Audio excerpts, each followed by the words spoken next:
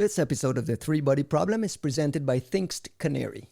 Most companies find out they've been breached way too late, usually after the damage is already done. Thinkst Canary flips that model. You deploy canaries or canary tokens in minutes, drop them into your environment, and then forget about them. When an attacker touches one, they tip their hand and you get a single high-confidence alert exactly when it matters. There's virtually no admin overhead, almost no false positives, and that's why canaries are used by some of the best security teams in the world, on all 7 continents. If you want early warning that actually works, check them out at canary.tools or see what real users are saying at canary.love. What I love is like having no uplift whatsoever for these things. Like I don't have time to investigate these fucking documents or anything. It's not that I don't care, but also like I don't have to wait for somebody to do a write-up. Just, hey Claude, who is this person that's like barely blacked out in this document? And you're like, Let's start there. This is episode 84 of the Three Body Problem on a Super Bowl Sunday here in the United States. Right. Yeah, it is Sunday morning and I'm dragging ass this morning, so you guys will bear with me if we kind of trudge through an episode. 4 hours, bro. I don't know. Wait, so today it's a Bad Bunny concert across the country. That's what this is? I'm saying. Super Bowl, New England Patriots versus the Seattle Seahawks. Costin, who you got? What? I don't even know what Super Bowl is, man. Like nobody in Europe watches any. It's when we bring our best ads. It's America's greatest advertising event.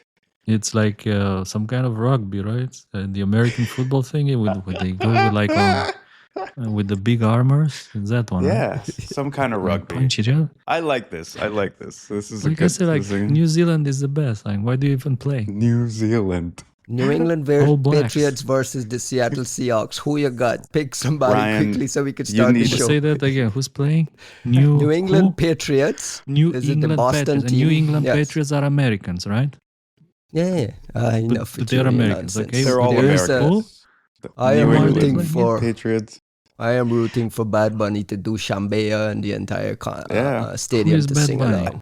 What are you talking about? I think it's a great day for Americans to find out that Puerto Ricans are also Americans. I think it's an amazing time for all of us. It's going to be fun. Let's get to the podcast. The Bad Bunny is Puerto Rican. Before don't worry with this guy. He's going to be annoying all day. I know. I made a mistake. We're like, I'm you trying wanted to move on. You're trying to cut in during the fucking Epstein files discussion, and it's like, so about the Super Bowl. We're like, what a wonderful time. You know? So I hit record while you guys were babbling about the Epstein files and redactions in the Epstein files. There's a couple of cybersecurity angles there. I don't want to go into the politics of it and get us down too crazy into this shit. rabbit holes. But when this last set of files dropped, the name Vincenzo Iosso immediately popped up and gave us a very quick cybersecurity angle. And Costin, you were saying that even though there were reductions in the file, it was very, very easy. You used AI, and in fact, you used Grok to say, who is this?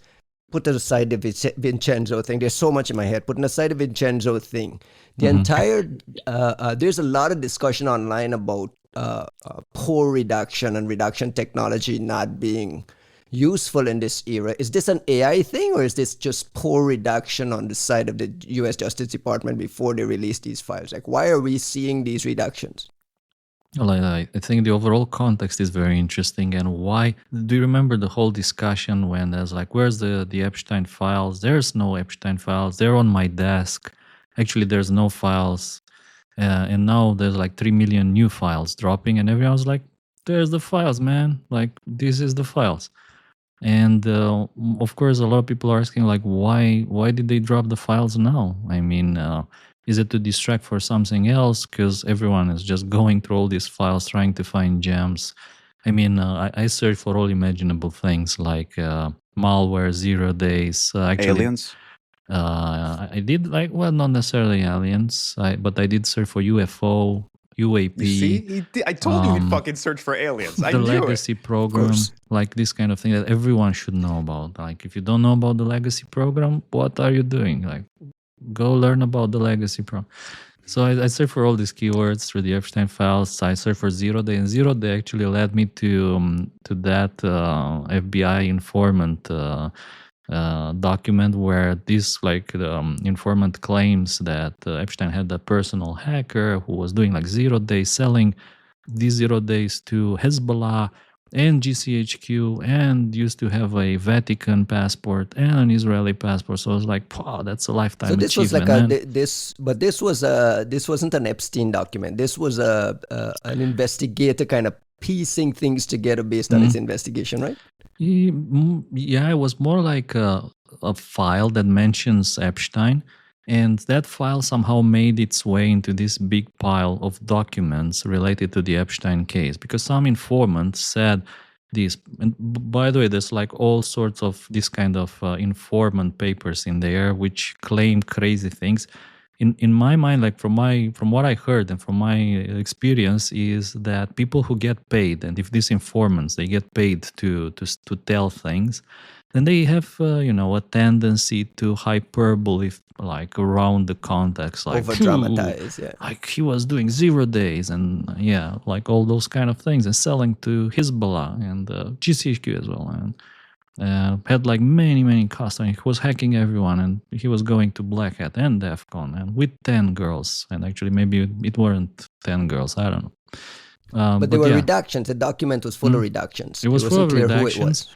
And the first thing I did, I just took that into Grok and tried to figure out like what's behind the redactions. And unfortunately, there's not enough context to This figure was out before everything. any sort of reporting on the name or like tweets or anything. I mean, Grok, I put it in Grok, and Grok, it took about 2.5 minutes to think and search things to figure out it might be Vincenzo Iozzo. And that based on his company being acquired by CrowdStrike and pretending to be something like a director there. I mean, and they didn't even try to hide his thing. Like they blocked his name out, but it was like There's so you much might as well other have had a information fucking there. profile and like his social security number next to it. Yeah, then like if you search for his name, then his name appears about like 450 times in the files overall, but they somehow the OCR'd wrong. I think they're not as Iozzo but Lozzo with an L instead of an I, because the Right. OCR So if you search is for the L's, right? yeah, so you need to search for Lozzo, I think, Vincenzo Lozzo.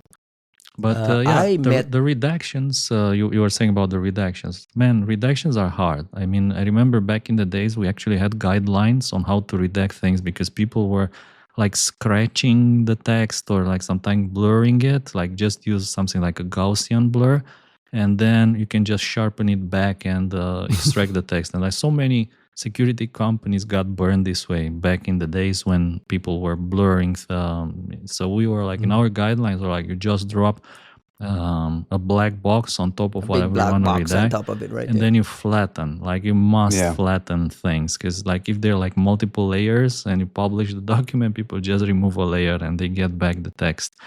So redactions are So it's hard. always tricky. It's always tricky. It's always tricky. And in this case, there's also the issue that for some of the emails, there's the base 64 message body as well. And in theory, with enough patches, because we don't, there's, like I said, OCR mistakes, right? And sometimes an I becomes an uppercase L. A 1 becomes a lowercase l, an O becomes a 0, and things like that. So that messes up the base 64 encoding. But like people are getting better, trying different variations, all the possible combinations to extract the resulting PDF. And I think with AI and enough computing power, it might be possible to recover and some documents and remove these redactions from the text, and then find out who was pitching a 9-year-old girl, who was pitching like a 10-year girl, and all this other shits. I love that Bonito. look during the prep. I was like, should we even touch this subject? Like, it's like it's not that I don't want to talk about it, but also I don't really want to talk about it. And then like we just fucking kicked the podcast off. Like, hey, happy Sunday morning. So about the infosec people in the I was Epstein trying to files. get you You're like, fuckers to what pick a the Super Bowl fuck? winner, and you wouldn't. We don't know what the fuck that is. You need to it was not, was it in the show docs? Like this Super Bowl thingy? Yeah, Who are these it's right people? in the He added top. at the Playing. last minute. American football. It's a thing where we eat wings Let and me drink ask you beer like silly. and a very watch simple commercials. Can I ask a simple question? Did you ever play this game yourselves? American football? Yeah. No. No. No, fuck no. How can But you like, watch something that you none of never us played? grew up. Like, I'm sorry. Like, Ryan didn't grow up here. I moved here when I was like 10. Also, not the sportiest character. That's You know, what I not mean. like a wealth of sports Can we get back to reductions? Yeah, you'd rather. Okay, got it. Yeah. Juanito, what is the cybersecurity angle in this here? Around just specifically reductions. We'll get to Vincenzo in a second on some of just like around the interest in redactions. cybersecurity. On the reduction side, like how do you guys handle reductions when it's crucial and important? Like in this case, is there a guideline and a book to doing reactions beyond what Costin just said? No, I think Kostin covered the use cases that we normally have to deal with, which is, you just want to, let's say like there's some personally identifiable information or a username or something in a screenshot. You put a block over it visually, but then the important part is you have to flatten it. Even if you just like, print a PDF or export to a PNG, something that means that like you effectively create a new file that is just the overlay image of the whatever the fuck you're doing. Because I actually, to Kostin's point, at some point I needed to redact some document recently, and I did the usual stuff, and then I actually pulled Claude Code into it and was like, hey, can you find any like mentions of the thing that I had like redacted? And it was like 7 different ones. I'm like, fuck, it's like it's true. It's hard. So the best thing is just like some kind of programmatic, like kind of flattening for it. But our use cases are very simple. Right? Like what I used to do when we were grade and we needed to do all those screenshots and like remove all these usernames and stuff is I would take a screenshot of the thing that we had modified. And I'm like, okay, at least I know this shit's got no way to access that information. But we're not programmatically going over hundreds of thousands or millions of files and documents trying to redact for all sorts of keyword stuff. And there's a lot of discussion as to whether there's been some kind of brute forcey shitty approaches to doing some of it. And then to Kostin's point, right? Like I might have been smug enough to say, yeah, I mean, if you're flattening it, it's good enough and whatever. But like you have all these edge cases around things like base 64 and attachments, and like it's hard to know, right? Like data formats are so interesting and different, and until you spelunk in there, it's kind of hard to figure it out. There was recently, by the one of the dangers of redaction, there was a blog in which there was a screenshot from a file, and it has like the text view on the left and the ASCII view on the right, like from one of these typical text viewers or editors like Hue. And they blurred, they blacked, they redacted the text, but the hex was still there. So people just went to the hex, recovered from the hex the text. They're like, So yeah, I mean, to be thorough is hard. It's very hard. And you gotta like the dedication. What do you make of Epstein's OPSEC? And within, like, when we look at these documents and we see the kind of text flying around and some of the allegations against him and connections to things and all the blackmailing and stuff, what do you make of like just the way you went about doing things? Is there like a story there in your mind? I mean, it's a story for politicians, for the Epsteins of the future to learn for sure. Even like for security people, I think there's a story in there, because you never know how these things will one day get published and become somebody's YouTube. So people actually created a YouTube from all the videos in the Epstein files. There's other people who made like a Gmail with the Epstein's emails. And you need to understand, I think, that if you have something, well, first of all, don't do crimes. That's like just terrible. But like if you need to take care of your operational security, and if you need to be careful, no. But if you must crime, don't do crime. Let's do crime better. Do crime different. Think what Epstein was doing. He was better doing emails, right? So he was sending emails left and right. When you do emails, they end up everywhere. So you need to know that emails remain. They remain in Forever. archives, backups, probably forever, absolutely. Even if you delete them, I guess they still remain somewhere. And then he was doing iMessage, I think. So there's screenshots of him iMessaging with different people around the world with absolutely, I think, zero care. It seems to me that he didn't really care about or not even thought about it. For instance, there's one discussion in which he talks to a Apple forensics company from New York. I don't know if we can give the name or not of that company. And Is it in the well, file? yeah, it's in Is it there. public? Like Okay, Then so it's it's public. public, dude. absolutely, it's in there. The The names DOJ are said the it's names are public. black, so- but I mean you can figure out who it was. It doesn't take long for you to find the guy, first of all, who was advising one of Epstein's lawyers. So in particular, they were discussing like what can the FBI do. So for instance, they can infect Epstein's phone with malware. And like the guy explains how this could happen. For instance, if Epstein sends his laptop for repair, and the guy at the repair can be actually forced by the FBI through legal means to install malware. And then he says, obviously, I wouldn't do it, even if the FBI tried to force me, which kind of shows his allegiance, I guess. But it's interesting that he was getting a bit worried. He was getting a bit Juanito, paranoid. you squinted late. there for a minute. Go ahead, Costin. He was becoming a bit paranoid, I think, by the end of things. Obviously, after he went to jail, he became a little bit maybe more paranoid.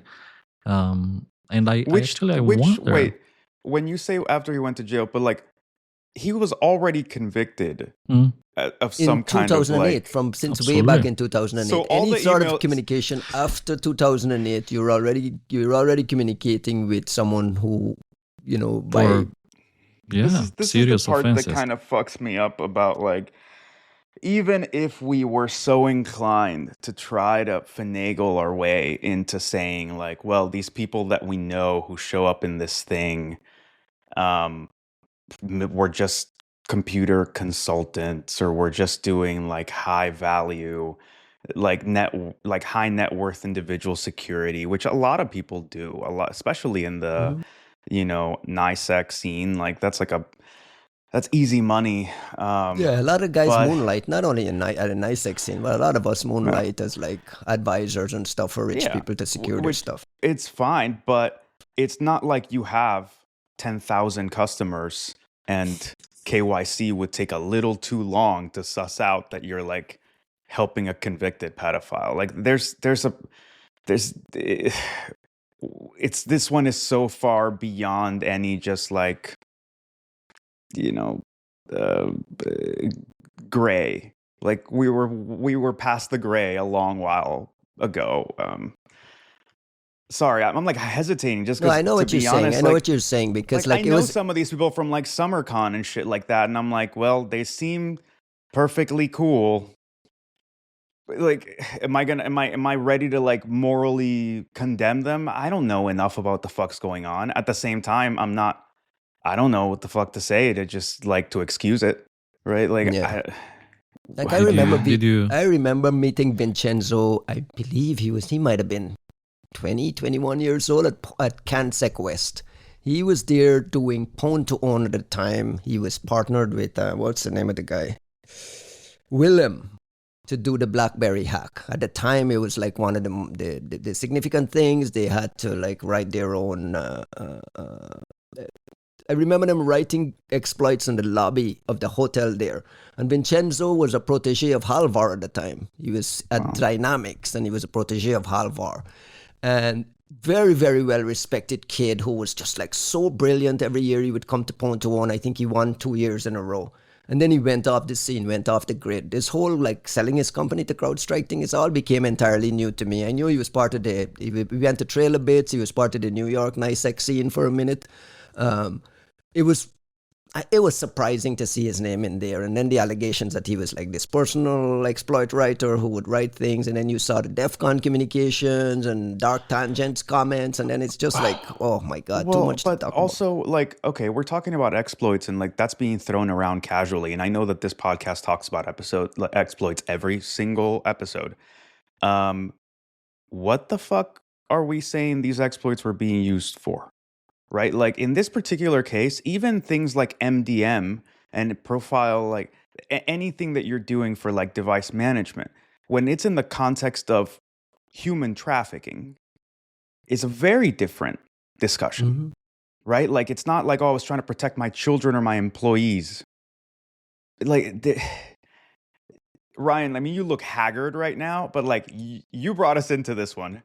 Um, and I'm as uncomfortable as you are in the sense of like, look, we've always known that there's like morality is not that far away from infosec ever, right? Any one of our discussions, when we talk about espionage, when we talk about any of our APT reports, Kosin and I, since 2014, right, have been talking about like the ethics and perils of this shit, because there were investigations into counterterrorism, and everybody would bitch us out about like burning Western ops because, oh, you're helping the terrorists. You go, the other use case that was always the moral absolute was pedophilia and child pornography and child sexual abuse and human trafficking. That was the other moral absolute.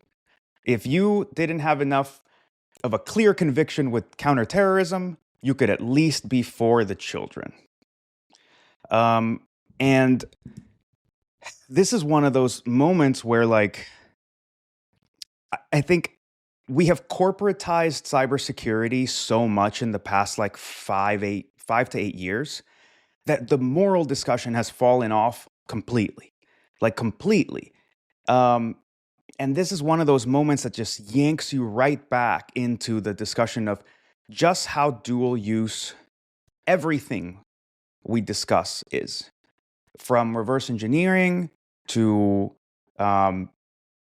device management to OSINT to just about, I mean, even when we talk about like forensic recovery of things, right? Like we're obsessed with trying to get traces from phones. That shit cuts a bunch of different ways, right? It's the same mechanisms that we've been talking about for like, well, how do we get clever and get information out of devices that don't want to give them to us? Is the same mechanisms that we've been seeing threat actors try to use for like evil maid attacks and try to like infect your machine when you're not in the room, right? It is all extremely dual use. And most of the time, we as researchers tend to be the ones trying to push the boundary of saying like, yeah, but we need the system to yield to give us more than what it's intended to give. To see researchers and other people in our industry who are the people that like are around when we're drinking and like having these moral discussions and the kind of people who I'm sure have done all kinds of moral policing on Twitter and all this other shit show up in this, even like tangentially. Peripherally, yes. Even, but one thing peripheral is like, well, you know, when Kosin mentioned the guy advising the lawyer, I don't know if that person knew who that lawyer was working for. That's why I squinted. He knew. He says like, Okay. if they would ask me to backdoor Jeffrey's laptop, I wouldn't do it. And I'll give you that.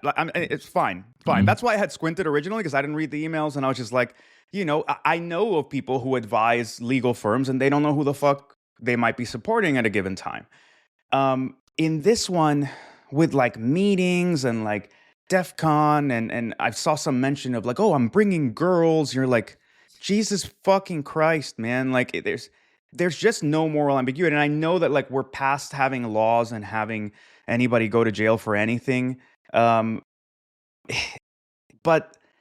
I do wonder if the infosec industry is ready to kind of rein it in a little bit. And maybe this notion of like, we stopped talking about white hats and black hats. When was the last time we had a conversation about who's standing on what side of the whatever? For some reason, we used to talk about this all the time. It was cliquish. We would go and you'd be like, those are the AV people, like those are the antivirus dudes, like those are all the goody two-shoe motherfuckers on one side, or just straight edge over there. There's the like fucking lame ass feds and people who still think they're feds in their minds, who like are scared of people smoking weed. That's that sector over there. He's right. He's right. And then, you know, over yonder, those like wild people, those crazy motherfuckers. Oh, those are the black hats, dude. Like, don't even.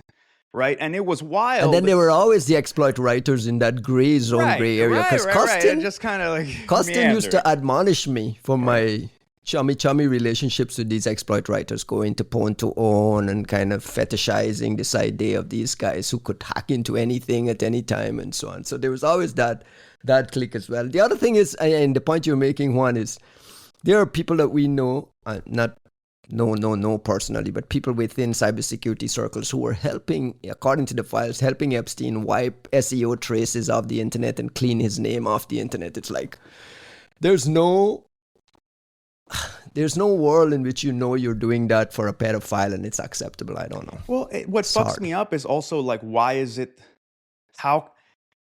Tell me that this dude was using some shady mid-level talent. Tell me that he had to hire some random dudes in Belarus to do his security. Not like fucking Well, they were targeting the cybersecurity industry. There were discussions in there about the autists at Black Hat and DEF CON that are, you know, the future. Look, I get it. My point is not so much who they wanted to target, right? They can want to target whoever the fuck they want. And with enough money and access, you can make people bend. But the fact that like the infosec people or the hackers that we're hearing about are not some mid-level, you know, antisocial rando folks nobody knows, or like people in Eastern Europe who like are just doing whatever for the money because you're just flashing such numbers in front of their eyes that like you know how can you even have the discussion with them?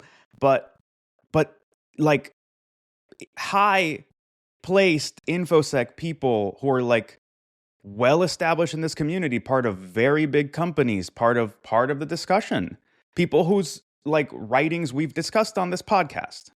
Mm-hmm. And like, so my point here being like, it's not like they had to scrounge the bottom of the barrel looking for somebody who would talk to them, which is what it should be. That should be the pariah status that you're relegated to when you already have at least one conviction anywhere near child crimes, right? Like, what the fuck, man? All right, Costin, anything? Let's close the bow. Close the bow on this Epstein discussion. Did you search your names in the files? No. I searched you. Really? Of course. I searched Are we everyone. there? No, this is me being not like, there. yo, like. Honestly, I mean, none of my friends are in there. I mean, probably I was not connected at all to any of those circles, like on the offensive side of things or whatever. Kosin, you're just not drinking with the right people, bro. I'm not. Straight edge. No. Straight Just edge. not your two, fucking nerds. Are there any other cybersecurity angles, any other meat on the bones on the cyber side that we left there, Costin? Anything else? There was one funny email where there's a discussion between Epstein and Steve Bannon in which they talk about the fact that Steve Jobs has absolutely no clue what's coming for iOS. In terms of 0 days and vulnerabilities, and that at some point they'll just buy a smart just pay kids $1 billion company, to buy a company, yeah. And then integrate that just to clear the perception issue about the security of the Apple ecosystem, which I thought was a funny discussion back in the days. Obviously, they haven't. I don't think they actually reached the point where people believe there is a security issue. I think we are still uphill. We haven't yet reached the top, and then like from there buying a company or whatever. Dude, I mean, we are still skirting around, I think, the big question mark. And part of this is me feeling a little unprepared purposefully because I don't have enough faith in humanity to spare right now to spend time in those documents. I'm sorry. I just at this stage of my life, like I can't. But if we're talking about remote device management profiles, MDM settings, and whatnot, and or we're talking about Why are you bringing that exploits. up? Like, what's the Because it's context? been brought up in a couple of screenshots and messages that people have brought up, and I'm curious because I don't know, when you're trying to like traffic a bunch of women unwillingly, seeing what they do with their phones is a very, it's very different. It's a different use case of the same technology that you would for like, how do I control my employees' devices, and how do I check if my child is watching porn, right? Like, same tech, slightly different use case. But the exploit thing is one where, like I said, I think the topic is too normal for us in this podcast because we talk about exploits every fucking episode, but we don't talk about it in this context normally. And I want us to skip a beat because everyone's talking about the fact that like Epstein cared about exploits and had a personal hacker, quote unquote. But what were they using the exploits for? Because that's some like news of the world type shit. When you're talking about somebody who supposedly like was building an empire of criminality based on blackmail and compromat, discussions of exploits are like you're modernizing the infrastructure of your racket. And I'm very interested in what was built. I'm very interested on whether something was bought. If, Vincenzo or whomever else provided at any point any exploit, then the next discussion goes, and where was it used? With what targets, what harness, what backdoor, on what devices, where and how? And that's something that I think, like I said, I think we're all too familiar with the terms and with the components, and we're not pulling up because, like, let me put it to you differently. We're talking about exploits.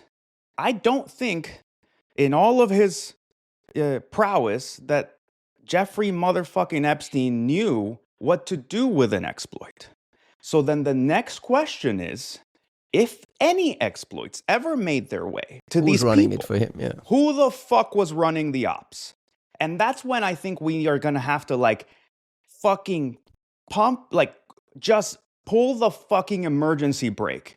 Because if we're talking about any of the people that we know having gone so far, not just to procure, because for some reason we have decided that the exploit market is just such a nifty little autist trade that we're cool with anybody selling an exploit to anybody, and it's like, oh, it's none of my business what they're going to use it for. If they use it to like persecute Uyghurs or like or whatever, that's not my problem. I'm just here selling an exploit. I just wrote a little bit of code.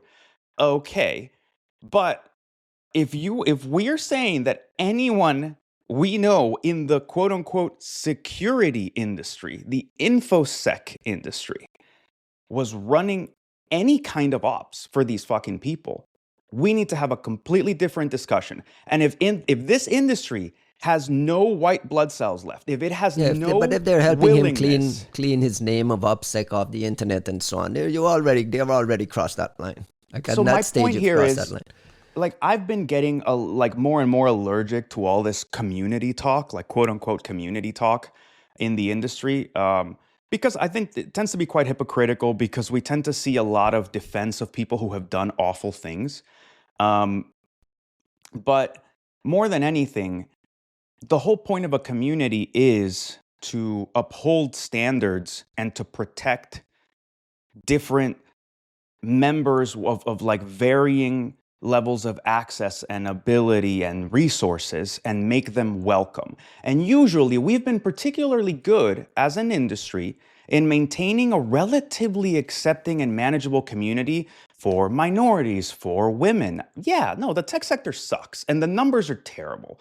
But if you looked at tech and then you looked at infosec, I think we're a much friendlier, much better, slightly safer environment than the rest of it.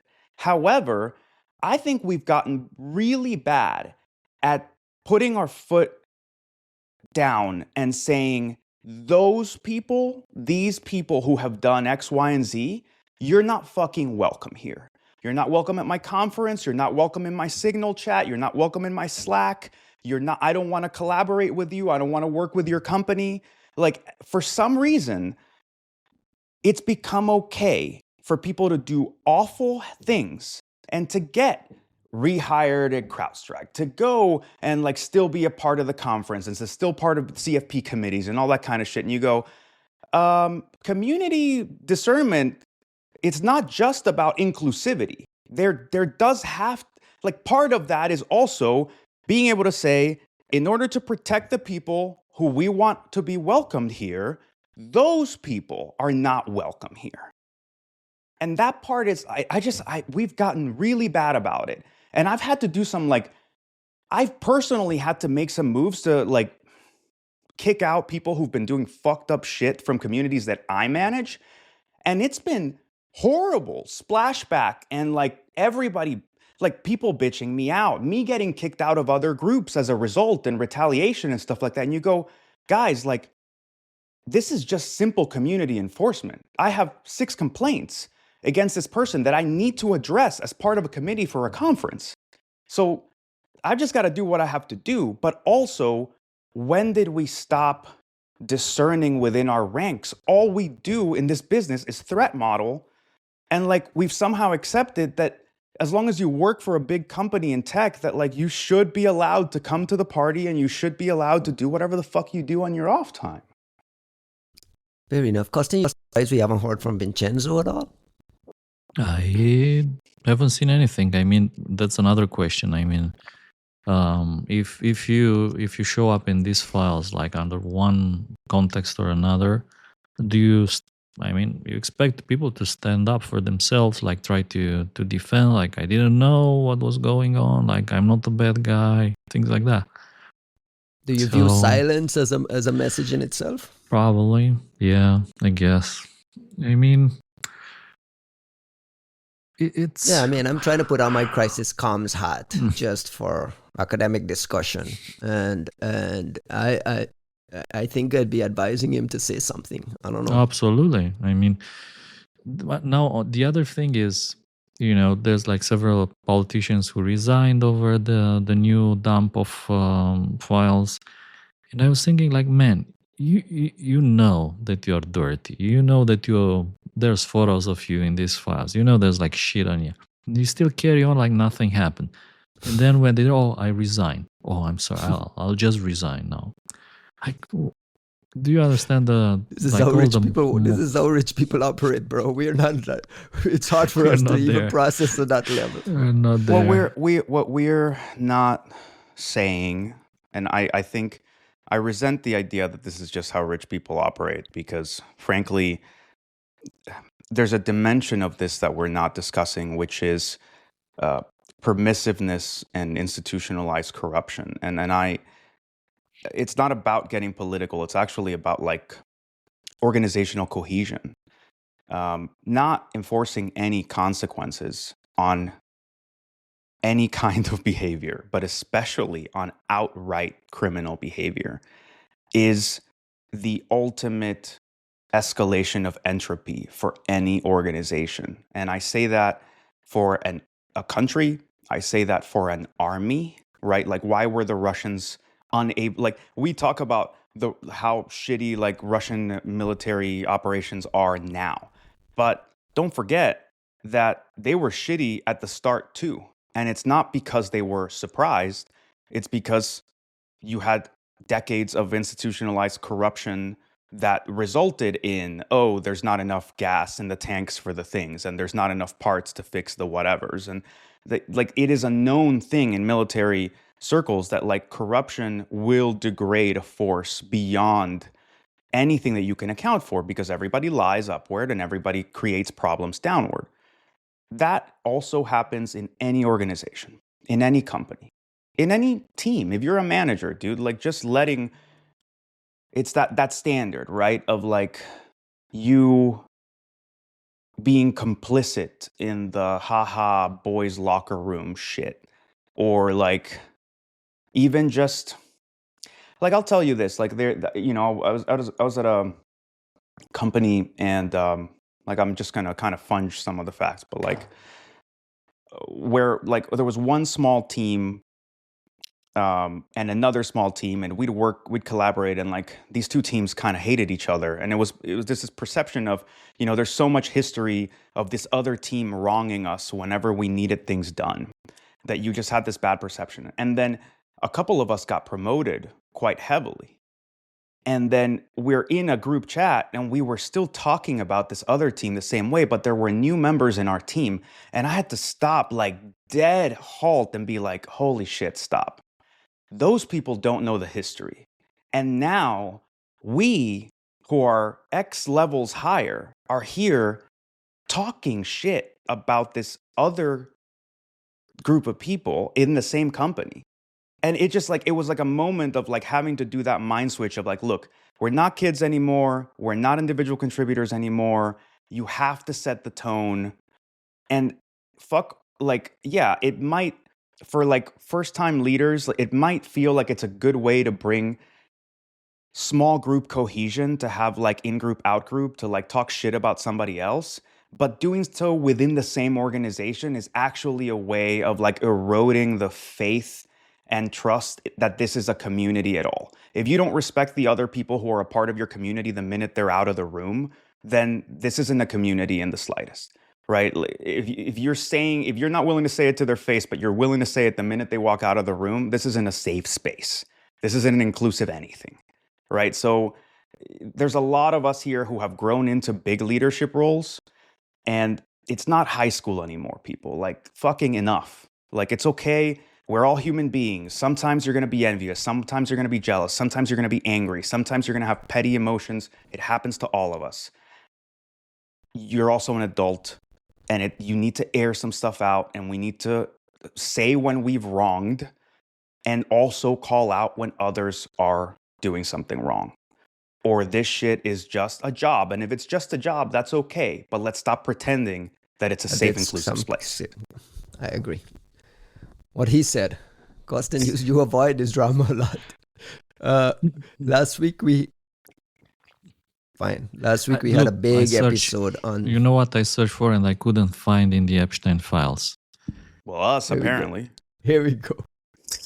IOCs. IOCs. Not a fucking hash. Not There's a single hashes. hash. Mind you, there are hashes. Wow. Absolutely. MD5s. Well, this thing has everything. Has MD5s. From, I think, FTK Imager, like people, especially the FBI, using tools to image his hard drives and servers and laptops. So there's hashes. Did you see the meme? It's like the bird. Somebody's like, "Oh, give me a copy. Give me the bash manual," and somebody sends a link to like the Epstein files because like the bash manual's in it. I'm like, what the fuck is going on, man? Can we stop talking about Epstein? Last week we had a very big episode on this Polish electric grid hack at the hands of the Russians. Have there been anything new, Costin, from last week to this week in terms of where the investigation goes? I think pretty much everyone's busy going through their own logs, trying to find the related stuff by code, by infrastructure, by TTPs. I think mostly the last week was busy because of this Notepad compromise. So a lot of people kind of switched gears. I guess this Poland-Russia attack is still, of course, on the radar. Is still one of the biggest stories of the year. And people are, of course, digging, and probably we may see additional things in the next months. But to be honest, and in the next week, maybe no. There's the Winter Olympics that just kicked off last night, and that's where all eyes. There's Russia's historically shown an interest there. Russia's banned from this Olympics, which gives them a hacktivist outlet to say they can do some things. There's been some rumblings of some kinetic type, bomb scares here and there.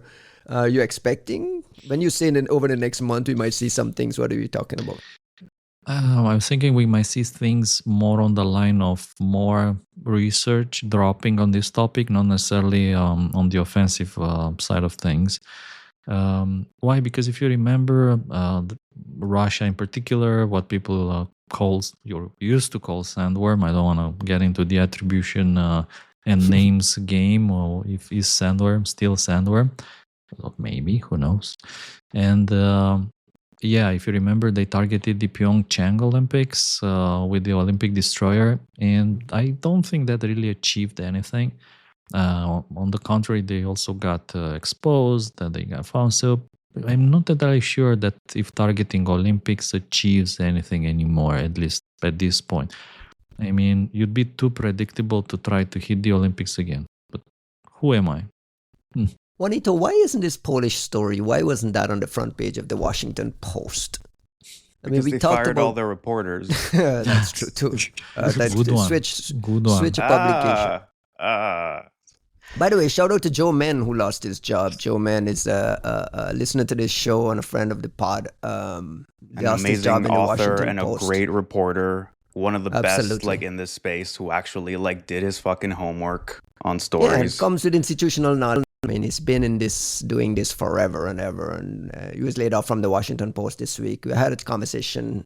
He said, "I'll be fine. Don't worry about me." So hopefully, all those guys land on their feet. Ellen Nakashima survived the cuts, so we'll continue to see some national security reporting. I think that they cut the tech team, and she was not on the tech team, whatever that means. Just quickly, Juan, why isn't this a bigger story here with the NATO angle? The fact that the NATO civilians in a NATO country was attacked by Russia. Like, why doesn't anyone care? Look, there's objectively this should be a big story. Objectively, it should. And there's no version of events where it isn't a big story in very specific places, like Poland and other neighbors to Russia, at least in the parts of those places that need to make some hard decisions and need to prepare and need to figure out, like Hosen said, right? They're checking their own logs. I'm sure all the other countries are like, what the fuck, right? At the same time, more broadly, when you say why don't people care, it's not that people. I say objectively it's a big story because if you put a person in a room and were considerate about the limited throughput of their attention, and then just shared this one story with them, I think they objectively would think that it's a big deal. We are so overburdened with news and big happenings everywhere, but especially in the US, that I'm sorry, it just doesn't even make it above the fold, right? Like it just doesn't. Kidnapping a president doesn't, and like I bet you people forgot about Maduro in the past week. Y'all 100%. heard anything? Yeah, you know what he's Who's wearing these Maduro? days? Not a fucking clue. It's true. And Nike. hell, I was expecting to like for Iran to get bombed to the to Kingdom Come a week ago, last Sunday. Nothing seemed, we're saving it for Super Bowl Sunday. Who knows? And those are, and I'm saying all those big things are not big enough to cut it into mainstream American discussion right now.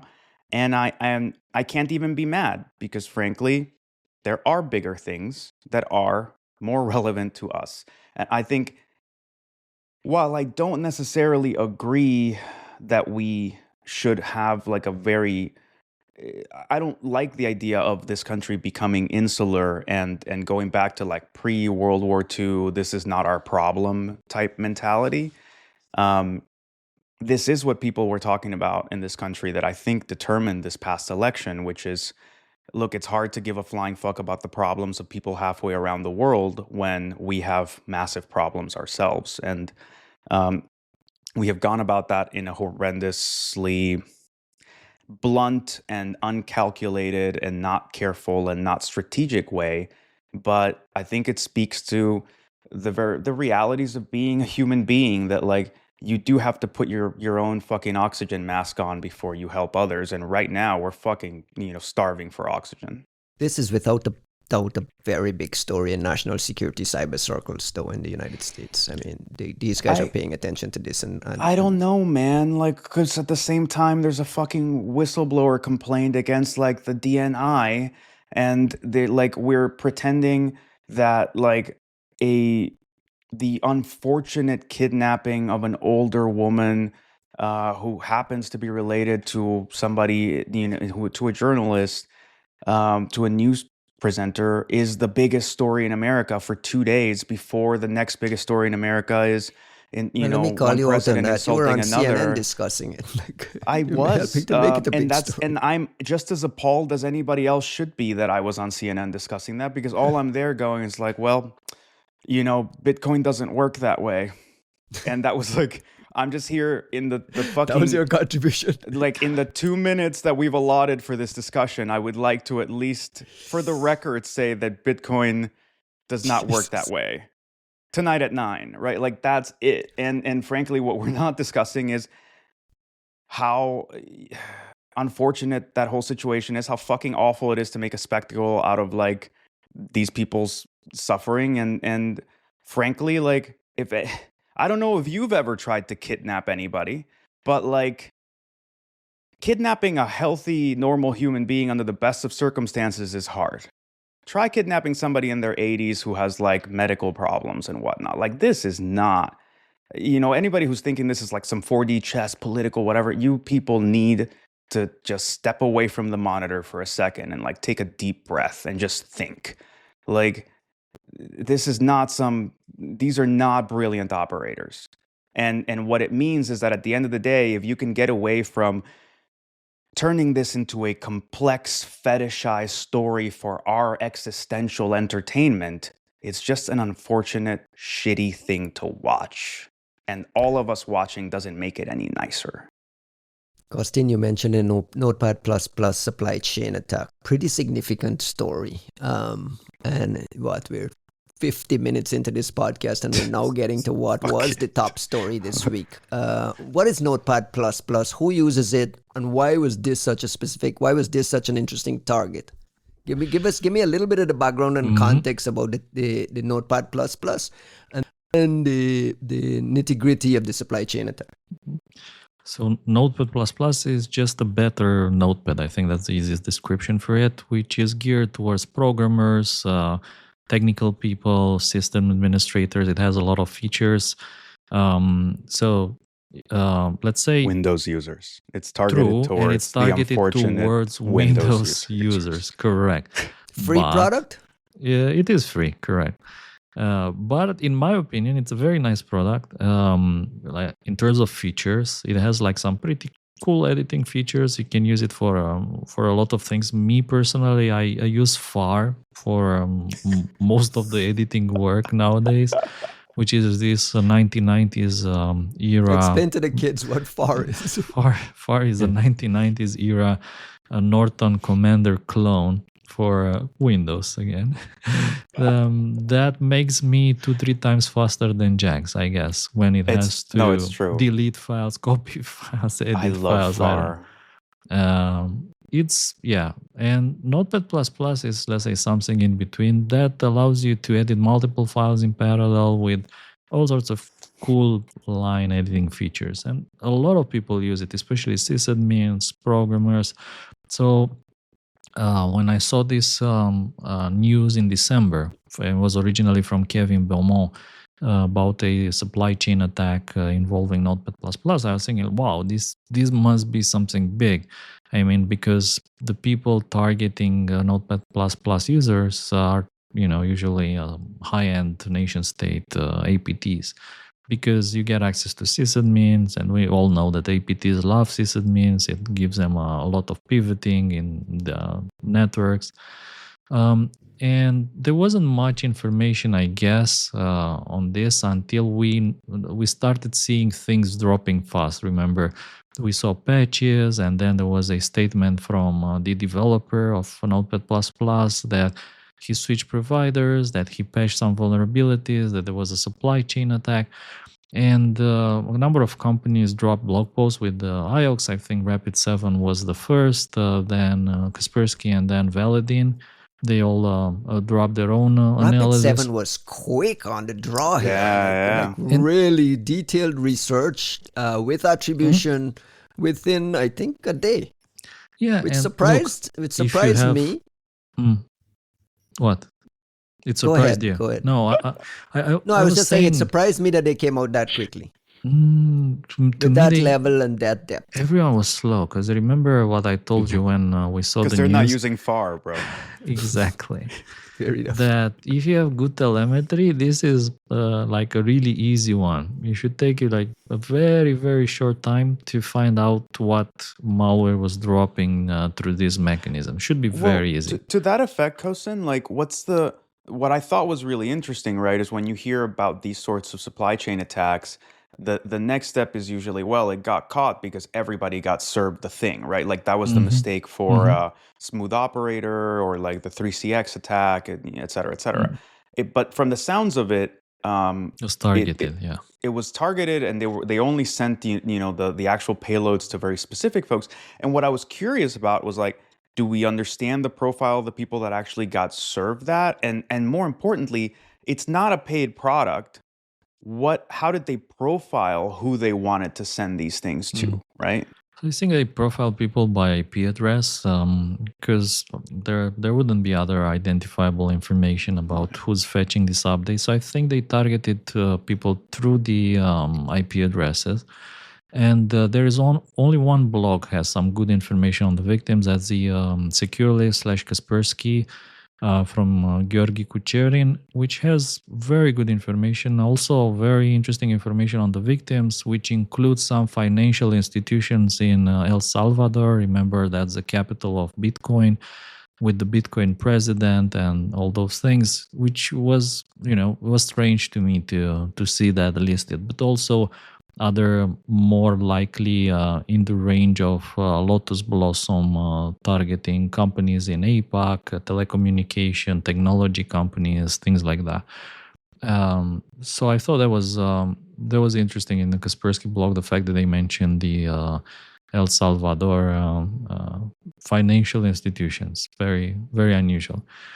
So it's amazing that it's not the North Koreans, I guess. Is what. True, exactly. Or who knows? And I so mean, wait, can you back up a second and tell me what actually happened? Like what happened at the hosting provider, and talk a little bit about like this updating mechanism and like how do we protect yourself from that in the future? So the thing is that the information was split all over many different blogs, and to understand the full picture, you need to read everything. And if you don't have time for that, I put together a Medium post in which I summarized all these findings, trying to do that in chronological order to get you an idea of how this story unfolded. So this pretty much started with the threat actor hacking into the hosting provider, which is Hostinger. This is a hosting company, very popular. They provide cheap hosting plans, cheap VPSs, and so on. So apparently, Notepad++ was using a shared hosting plan, meaning they have an account on a server together with others. Other domains are hosted on the same machine, and other customers have accounts on the same machine. And through an unknown vulnerability, the Lotus Blossom guys managed to get access to this host.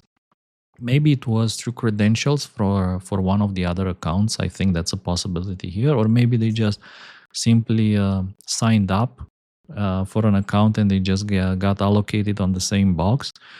Or they found a vulnerability in the update mechanism in the PHP scripts, and this allowed them to get access to that box. However, in my opinion, the most interesting piece of information is in the Hostinger blog, where they say that the threat actors leveraged some kind of kernel vulnerability to get access to the Notepad++ update mechanism. And this Kernel? A kernel, yeah, because it was actually patched by scheduled maintenance they did in September. So I was trying to find the exact 0 day that was used for that, and there is only one that matches in that context. It's a CVE from June, if I remember correctly, an escalation of privilege vulnerability in the Linux kernel, for which there is a POC. There are actually a few POCs already, and was found, I think, originally by Google Tag, if I'm not mistaken.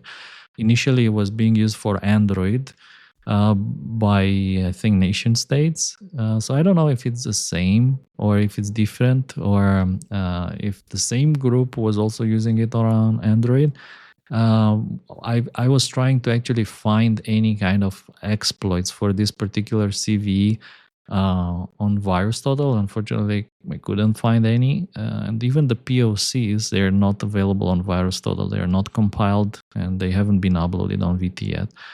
So it's kind of interesting how they got access to this host, but I think it involved some sort of credentials and this kernel exploit, which Hostinger patched in September, and that kind of kicked the actors out. However, they say they retain some credentials which allow them to keep access to the Notepad++ infrastructure until December.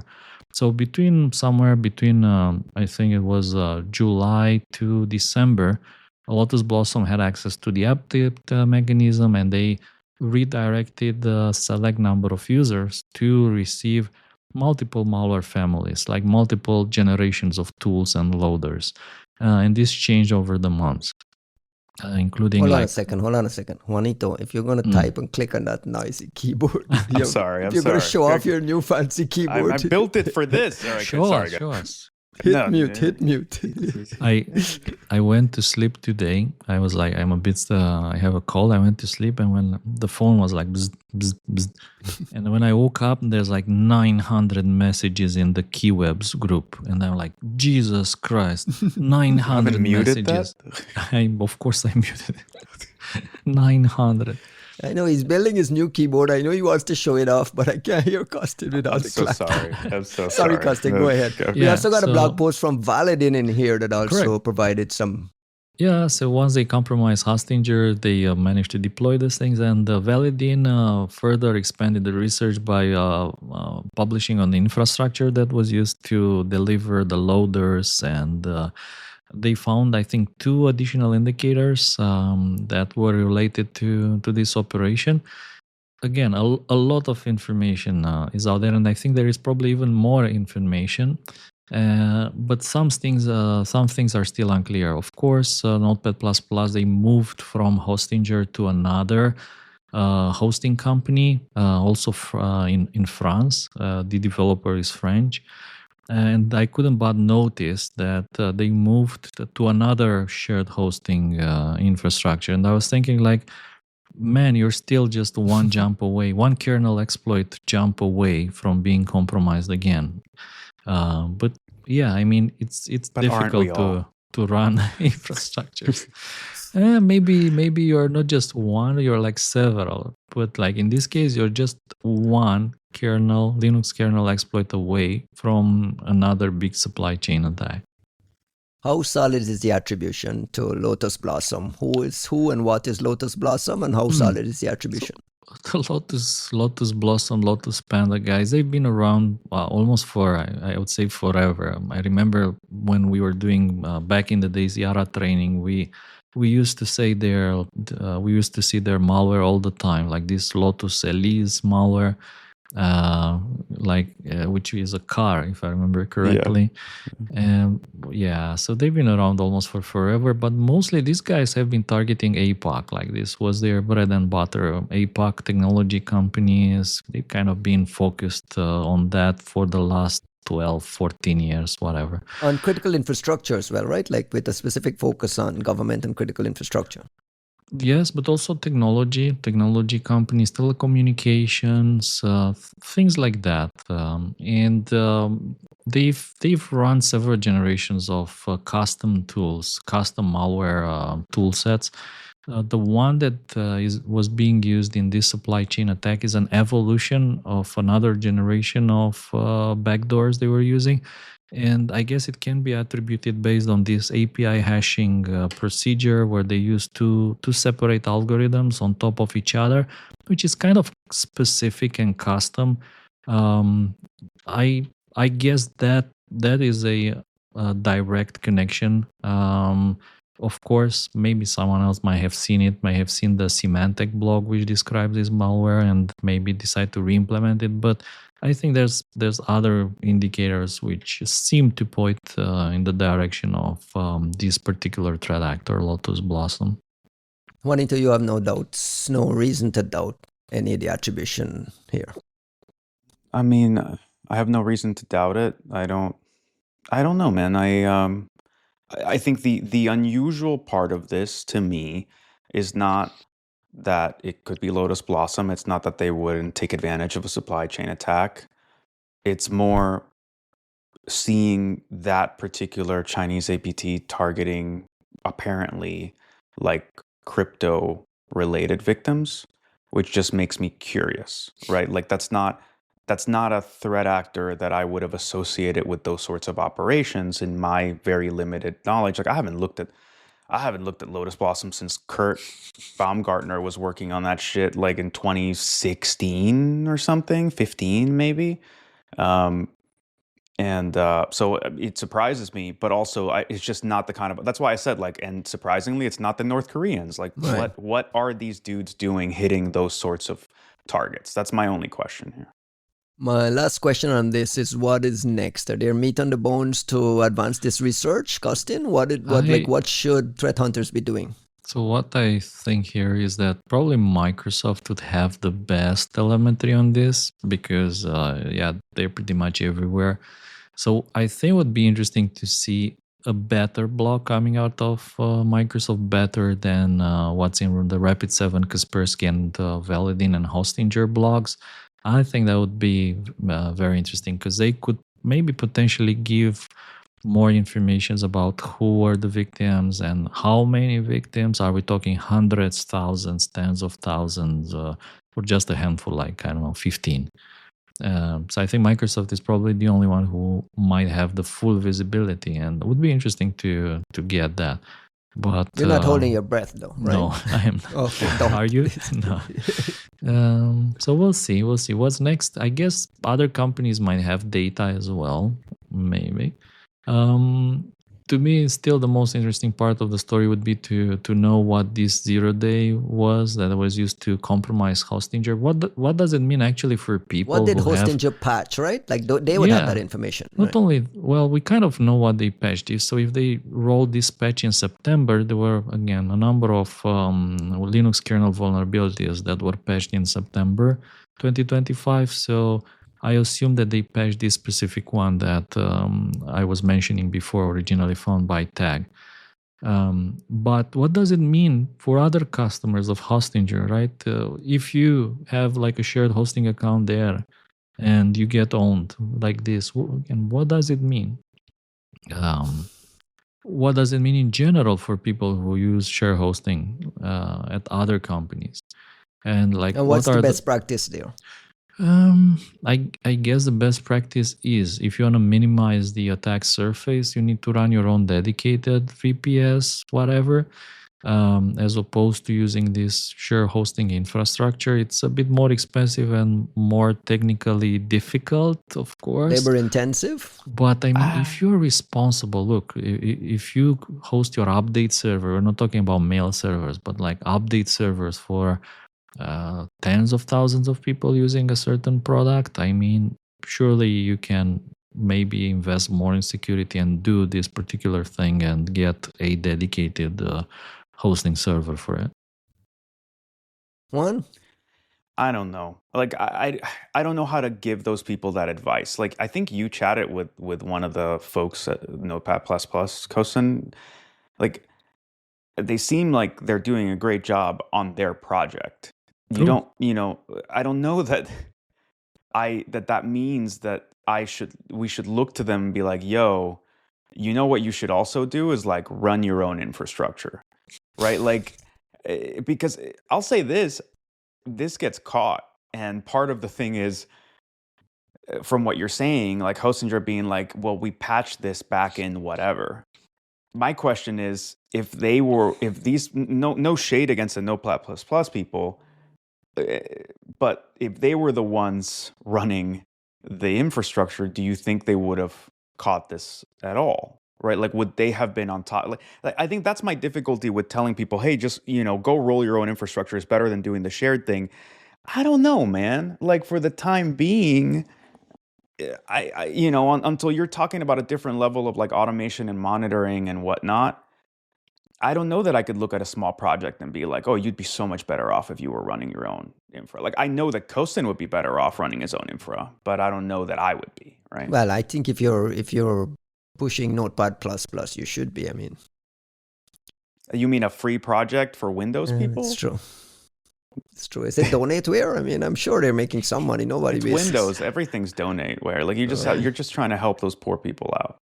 Let's stick with Windows. A story we kind of glossed over last week because with everything else was happening, we didn't have time to look at it. Was Microsoft shipping an out-of-band emergency patch for an Office 0-day, CVE 2026-21509, and we had not looked at it. Did we get the report? But we subsequently got word from the Ukraine CERT that this was a campaign by a threat group UAC 0001 APT 28.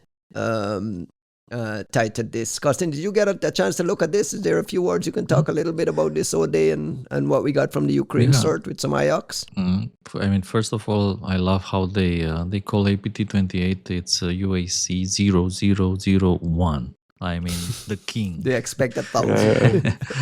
And then I think it's interesting how many of these kind of vulnerabilities we have seen over the years, in which some COM or object gets exploited somehow through Word documents. The reality is that Office documents, in particular, the OLE object linking and embedding format is so incredibly complicated and complex. There are probably still dozens of bugs that have not been found yet in there, just waiting to be exploited. Waiting for AI. Yeah. Waiting for AI. I mean, sure. Yeah. I mean, back in the days when we were reversing the OLE 2 format for antivirus engines, so we had to do that so we can find macroviruses inside these file formats. So everyone was just reverse engineering these OLE 2 formats, which are these files that start with the doc file in hex signature. And I remember that back in the days, I was producing tons of documents that were crashing off as like simply through fuzzing or changing some parameters like the cluster size. For instance, these documents would support different cluster sizes. Simply changing the cluster size could crash antivirus products. It could also crash Office itself. And it's like a huge attack surface. So whenever you open one of these Word documents, I almost never open Word documents that I get from somebody else. Instead, I upload them to Google Docs, let Google get exploited. I resave that as a PDF, I don't know, or images, or I just see it online, trying to protect myself. But the reality is that there's a lot of vulnerabilities. This is just another one. And it's interesting to see Sophacy that we haven't seen in some time doing this kind of zero-daying with spear phishing and with attachments. Like Sophacy were super active with 0 days a long time ago. Then they switched to phishing, and they kind of became specialized in phishing attacks. Like deploying phishing infrastructure, man in the middle, all those kind of things. And they were quite successful. Like they would phish people out of their credentials and then monitor their email boxes forever, just forever. And it's interesting to see them back to spear phishing with 0 days. And in particular, this ramp up of operations from Sophacy probably indicates some kind of an interesting development. Over the years, we've seen Sophacy leverage 0 days when their new budget was being allocated. So whenever they would get like a new budget approved, then you would see them immediately drop 50 days. And then they run out of budget and they go back to the poor man's phishing rod technique. And then they get a new budget approved, 0 days again. So it's interesting that some things never change. And even in Russia, you buy 0 days, maybe from different sources than in the West, and then use them. I asked this question 1,000 times and I never get the answer, and I know what the answer is. But why can't we get some documentation from Microsoft on this? They issue an emergency patch and that's it, right? Now we have to rely on translation from the Ukraine CERT and Ukrainian put into ChatGPT to kind of figure out what's going on. Charlie Bell has decided to step down to be an IC to write the reports himself. That's how much he's gonna go write the fucking reports because nobody else can. That's a great segue because we got a letter from Satya Nadella, the CEO of Microsoft, announcing some executive security changes at Microsoft that includes Charlie Bell deciding he wants to go be an IC engineer. His desire was from being an leader to being an IC engineer. Charlie actually came over from Amazon and was kind of highly rated as this security leader who was whipping Microsoft into shape. He was part of the architect of the Secure Future initiatives and 6 deputy CISOs and all these big announcements and updates over the years that Microsoft had gotten security religion again, and here we are. And now he's stepping down to be replaced by Hayat Galot. I'm just hoping I pronounced the name right. I always fuck things up. Rejoining as Microsoft as Executive Vice President of Security, reporting directly to Satya. Hayat joins from Google, where she was President of Customer Experience for Google Cloud, having spent 15 years at Microsoft prior. So it's a Microsoft life for who went to Google for a short period, back as head of security here.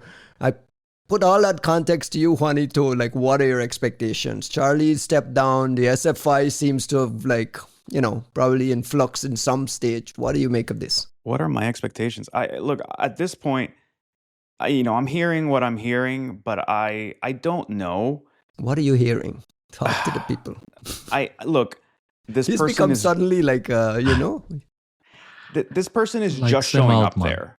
No, God, fuck. Like Dave Vitale. No, come on. I love Dave. I wish I were like Dave. I wish I were like Dave. Dave is like a steel trap. He's just perfect about not letting any information pass. But no, I'm more salacious than that. So for me, it's not like I'm hearing things about the time at Google and like whatever. But what I'll say is this: if I'm being opaque about it, is I don't want to take somebody who's just walking in to do a new gig and immediately just throw them under the bus and be like, oh, this person's also going to suck. I don't know. Not fair. And I especially because clearly this person's coming in with a new remit. They're coming in with a new expectation, a new power, new circumstances, and hopefully new ideas coming from Google, which I continue to say is the most secure place on earth, right? Like it's just very different kind of development style and whatnot. So I do not want to throw this person under the bus. I don't think it's appropriate to throw them under the bus. I think what I would say is that I am trying to hold on to all hope that this is a move in the right direction. I don't know Charlie Bell.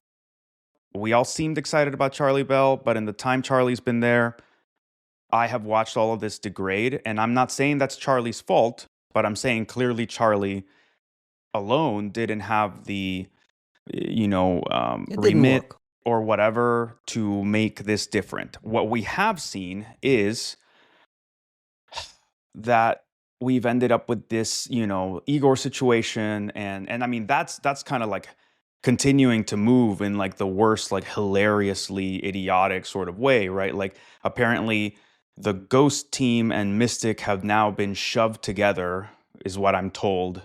And you're going to love it. It's not called Mystic anymore. It's not called Breaking Ghost news. anymore. Give me. It's called Applied Intelligence. So that's the new name for Mystic? That's the new name, I guess. What would be the acronym then? So some the kind of consultant marketing geniuses the sort of consultant packaging geniuses we've got now running one of the most important threat intelligence capabilities on Earth is playing like Bush League Siri naming style like AI bullshit with a threat intel team for no fucking reason. I don't know if they merged them because that's better for them or because people just keep leaving out of not wanting to work with all this like new middle management that's in there. But what I'll say is like we're laughing because we have to laugh because otherwise like how the fuck do you even handle this? But like it just sounds like it's a pretty shitty time to be doing threat intel at Microsoft. And I'll set the joking aside because there are friends there and there's all kinds of like really great talent there. And frankly, and I'll say this every single time, contrary to popular belief, I do not want Microsoft to fail. The security ecosystem needs Microsoft to succeed. We're all building on top of what they do.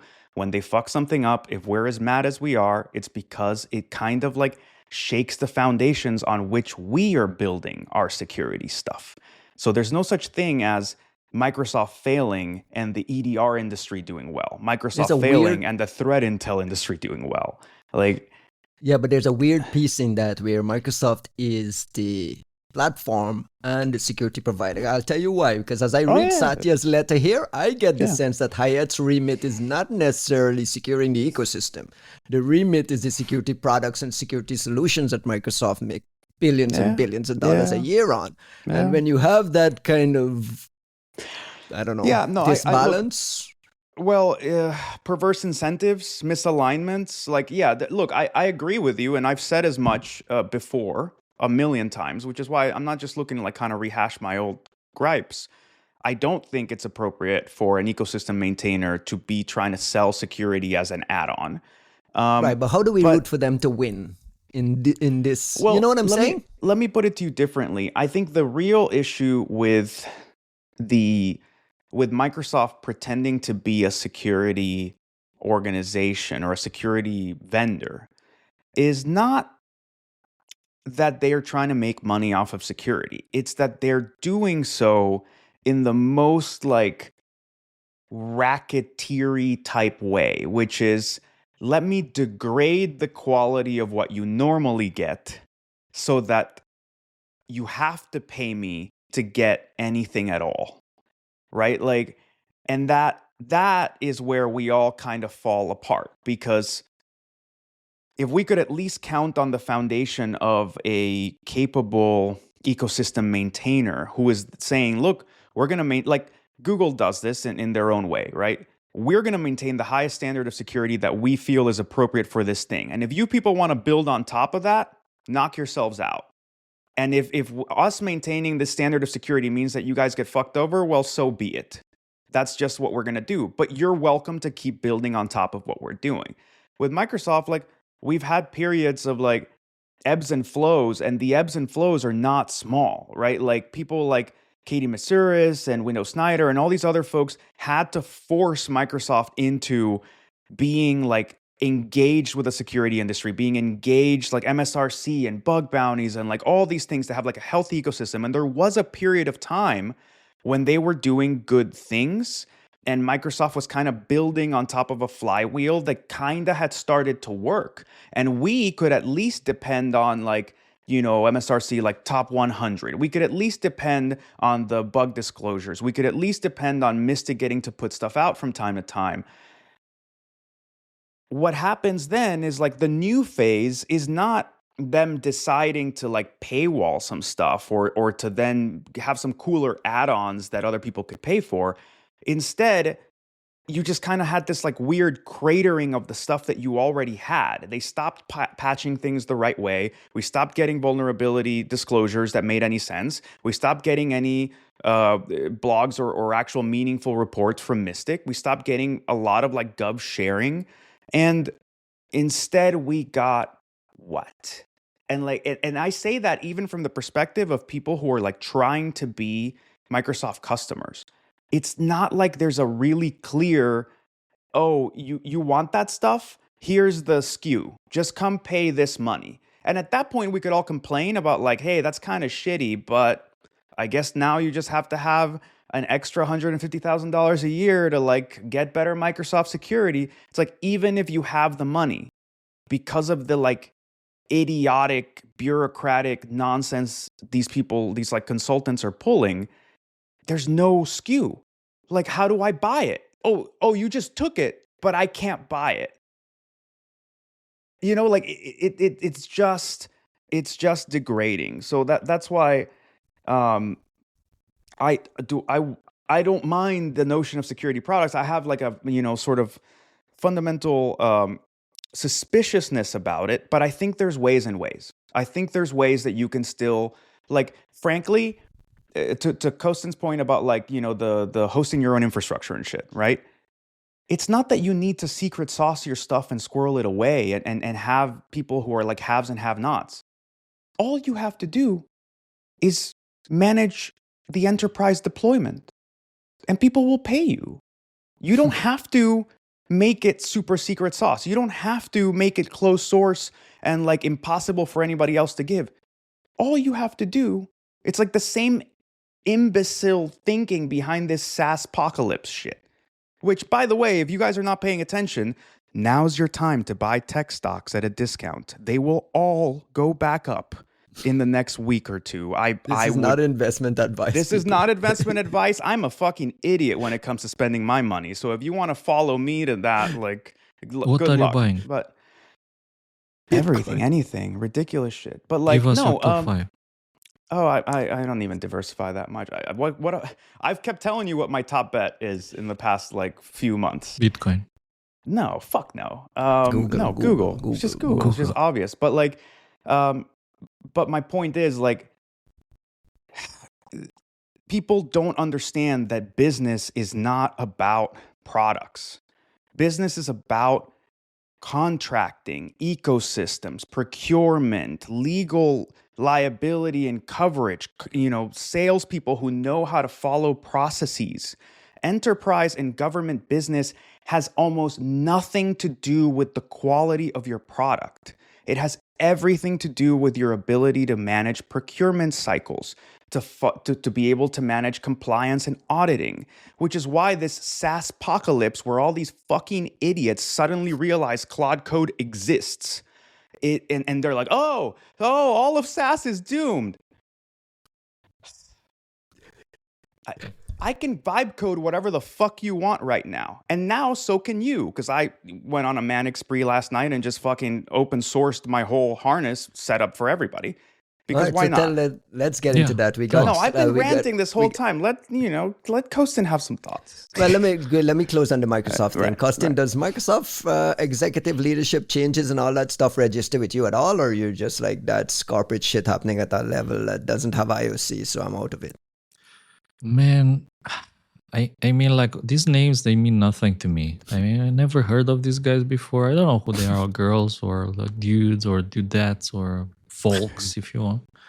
Folks is good. But at the same time, I cannot just not mention this. The fact that there was like this discussion that CISA has been going on for months without Senate-appointed leadership, and their Yara rules are better than ever. So I was thinking maybe the problem is the Senate-appointed leadership. Once you fix the problem, then your Yara rules are suddenly better. I've never seen anybody get tested on their Yara rule, like meta config and stuff for during a Senate appointment confirmation. So That's I a problem. agree. It starts with the meta. Wait a second. Absolutely. Kostin has spent a ton of time shitting on CISA's Yara rules. When you say they've gotten better, they're like, is the standard even high at this point, or are you just like there's some? They run. They don't have errors the minute they actually run. There's no errors. Wow. There's like, again, That's an improvement. decently better. They are like code based. Again, like we discussed this a few episodes ago, and we were like wondering what produces these Yara rules. Is it a new tool? Is it like some new brilliant guy that got a job at CISA? Is it like someone that they allowed him to write rules now that there's no Senate appointed leadership? I don't know what it is. What reports are you thinking about with the rules? Because my one concern would be that CISA effectively acts as a clearinghouse for a lot of US Gov and non-US Gov things and private sector things, right? Like if we hand a report to CISA, I mean, one of the complaints we used to have is that CISA would insist on sending it to a Booz Allen contractor to redo it themselves. It would take like 3 fucking weeks. But in reality, what they could do is just go, thank you, Mandiant, and like, this is the Yara rule they gave us, and just paste it into their thing. And frankly, who cares, right? Like the whole point is for you to like disseminate it. So it's not that I want to disagree, but I am a little suspicious when it comes to stuff like this of like, have they gotten better, or are they just pushing, or are they just like clearing stuff for somebody who writes better Yara rules? Like, the Brits are putting it out, right? Someone will reach out to you and say like, yeah, it's us, or no, it's from Google. I mean, the ones that I'm specifically mentioning are the Brickstorm Yara rules, in particular the new ones they dropped in January. 2 weeks ago, yeah. Yeah, so those. We got a report from Anthropic alongside news of Cloud Opus 4.6. We got a report from Anthropic saying that, hey, we are finding vulnerabilities, high severity vulnerabilities in open source software. Kind of like, hey, we have aardvark over here, it sounds like to me. We have aardvark at home. The announcements is so far we've found and validated more than 500 high severity vulnerabilities. We don't get any documentation or any details. It says we've begun reporting them and are seeing initial patches land. We're continuing to work with maintainers to patch the others. The obvious boast here is that, listen, we're in this 0-day finding space. Costin, is this marketing report, like, what are we to believe? Do you believe it? Like, where's your head at when you read this report? Do you believe? I read the report and I couldn't figure out who is this report for. Like, so what? I tell you what confused me in this report. So they're like saying, okay, so we found this, and they give 3 examples, like in an image processing library, Ghostscript. So like in a few projects where it was able to find vulnerabilities, and then they say, so by the way, alongside with the release of this new cloud, the Opus 4.6 that can find 500 vulnerabilities, we are also introducing a new layer of detection to support our safeguards team in identifying and responding to cyber misuse of cloud. So additional scrutiny on what you can do with it. So on one hand, like, you can use it to find vulnerabilities, but we put like additional safeguards. So is it like more about self-bragging? Like, this is what confused me here in the whole block. It's not about bragging.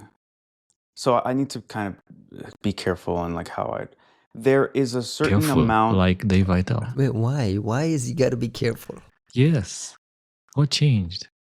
What changed? We'll talk about it at some point. But there is a certain amount of regulatory requirement in California around some of this stuff now, including if you're going to say, this is my understanding. I'm not a fucking lawyer and I sure as shit don't know what's going on in California half the time. But like, there is some level of commitment that if you're going to have a model that you say is capable beyond a certain threshold, that you're also putting that hand in hand with some kind of guardrailing and safety policy that suggests that you have actually worked on how you keep that very capable model from then becoming some like monstrosity that's just out there like hacking and breaking and destroying things, right? And I think But that's the push and pull of trying to talk about this stuff. It's like, we can find all these amazing 0 days, but our guardrails are good enough that we'll block someone else from finding. Like, what are we talking about? That's what I mean. What are we talking about? What are we talking? Well, so I don't know. I'm not going to speak on their behalf or anybody else's behalf. But what I'll say is, let's think about the problem a little more abstractly, like away from Anthropic and OpenAI in particular, even though I do want to talk about Opus 4.6 and all these things in particular. But what we're seeing is, as we get to this point of people essentially saying, holy shit, it's here, right? Like, not AGI, fuck that nonsense. We are talking about like coding and building things that are reliable enough that like you can spend money on tokens and know that you're going to walk away with something decently put together. And we're there. And I think that's the thing that, you know, like, I'm making fun of all these people with the SaaS apocalypse or whatever because these fucking idiots like only just came around to this and they're going to forget. They're going to change their minds in a week. But I've always said that Anthropic was over-focused on coding because they wouldn't even do search and whatever. But now we're seeing how that pays off. You look at something like Claude Code and Opus 4.6, this thing, with my proper setup, can literally walk into this thing and be like, I need you to build a poly-market API Firehose tracker that lets me see all transactions and lets me run detections on it, and I need a dashboard, and I need this and that, and I need to be able to like feed multiple analysts. It has to have OAuth, it needs to blah, blah, blah, blah, blah. Go. And then I walk away. I fucking walk away and I come back, and it might be a couple of hours, but there's a back end, a front end, an architecture, 2 databases, load balancing, unit tests for the entire thing, linting. It got, it has tried this and that. It has an MCP, so it's like opening the thing and trying. It's putting out live data. It's like, it is doing enough of the thing to be not an 80% solution towards a shitty POC MVP thing, but an 80% solution towards I had 4 people work on this for a month. So when you're talking about that level of capability now being commoditized, with no cost prohibition. Well, I think that, so people who are paying out of pocket might say, well, it's expensive, but that's Bush League bullshit when you consider that if I told you to build that a year ago, you would have said, well, I'm going to need to hire a front-end guy and a back-end guy and a database dude, and I'm going to have to host this thing, and we probably don't want to maintain the database, so I'm going to have to pay this company to do the thing, and that's just to test it, man. That's just for an MVP. Let's see if it even fucking works. So you already told me that you need, like, how much fucking money just to set it up, just to try. And now I'm saying with $200 a month, you can have a thing in 4 hours? Like, it just, like, the disparity in capability and autonomy is baffling. And Are you getting a good thing though? How much human review is required to make sure you know it's a thing? Or how much bunk are you getting back? Okay, so here's where I'm gonna like self-promote a little bit, mostly on my like Robin Hood bullshit, manic Promethean trip that I went on last night, which is, I think the systems can do great things. Most people were getting variable results using Claude Code and whatever, largely because you have this harness and it has a great model, and you're kind of counting on the model being smart enough to do things by itself. And there's no enforcement of any kind of standards, of any software development lifecycle, of testing, of whatever.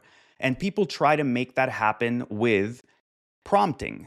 And you're told, oh, you just need to tell the model. No, that's not how this shit works. You do not get deterministic output from indeterministic systems consistently. You can't expect that. That doesn't make sense. What you need is a harness around it that deterministically enforces a software development lifecycle and enforces testing and enforces the use of Git and enforces parallelization, enforces reviews, and has subagents that have to talk to each other, et cetera, et cetera, et cetera, et cetera, in a deterministic fashion. So that's what all these companies are doing behind the scenes. And that's why they're getting amazing results. And then everybody else is sitting here going like, man, like we kind of get it, but we don't get so much value. Like, I don't know why these people are, oh, we don't get any ROI. And it's like, okay, fuck it. I built the thing all of last week to give to my team. And then I was like, you know what would be really funny? If everybody just had it.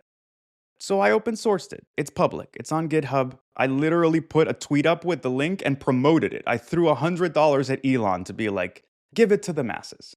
Because I'm sick of people saying, well, does it really work though? Does it really whatever? And I'm like, you know who doesn't have that doubt? The big fucking companies that are using the absolute shit out of this right now. And they're getting amazing results. And the little people who could, with $200, be setting up an entire new media project, a whole new, fucking, I don't know, man. Go build whatever your dream thing was with $200. They think this shit doesn't work because they just don't have the right configuration. Okay. So what does your cloud system do specifically? It just enforces it. It's basically a system of hooks that forces the harness around the model to enforce software development lifecycle principles. So when you start and it's planning, it will take your API keys and do deep research with 3 different deep research models: OpenAI, O3 Deep Research, Gemini Gemini Deep Research, and Perplexity Sonar. for like researching the topic of how to implement the thing. It will take all 3 reports, it will do consensus among all of them and come up with a plan for what you want. And that planner will then create that master plan. That master plan is then forced to be broken up into GitHub issues. Those GitHub issues are then passed on to implementer submodels that create the whole thing with tests. That output is then brought up to a model that agent does not have the ability to commit anything, but it has to use Git and whatever, and that gets passed to another sub-agent that has the ability to commit, that's going to review, make sure tests have been run, make sure there's coverage, make sure that it's been, that essentially that it's enforcing all these like safe practices. And then that gets brought to the user to review. So you can walk away for an entire phase of development and then just be brought back to be like, okay, we're ready to commit. You go, okay, show me what you've done. Show me the live output. Give me a little demo. Oh, it works. I like this. I don't like this, blah, blah, blah. Fix these things, change it this way, but I like it. Enter. And it goes right back to the beginning. Planning cycle, deep research. How do we implement it? And you're just forcing a deterministic process. And it's like, look, if we're saying these things are human intelligence having been commoditized into whatever, cool. Nobody grabs a human being off the street and goes, hi, you're a software engineer now. Here's your tools and like, go build me a thing and then expect to have any kind of deterministic result. You need to have an education. You need to have a process. You need to have a culture, a style guide, tests. You need to have rigor. And the models don't have rigor, and prompting them gets them to be rigorous for a little bit until they forget, which is why you cannot expect deterministic results from indeterministic components. You have to bring them in from deterministic components that undergird the indeterministic part of it. So that's my gift. That's all I'm telling people. I'm not making $1. I don't give a people using it? Yeah, I mean, I posted it last night and like it's got like 10,000 views and a bunch of people seem to be happy with it. So far, a lot of people seem to be trying it. My whole thing is just, look, I have no dog in this fight. And I could have just grabbed this thing and then gone off and been like, oh, I am now a super developer. Fuck that. It's there. I'm not getting $1 for it. I don't give a flying fuck. Clone it into your .claude. Try it. And you're going to tell me how it could be better. Awesome. Make it better. Enjoy. But like, I'm done with this bullshit conversation of haves and have-nots where everybody's like, I'm just not sure that AI works.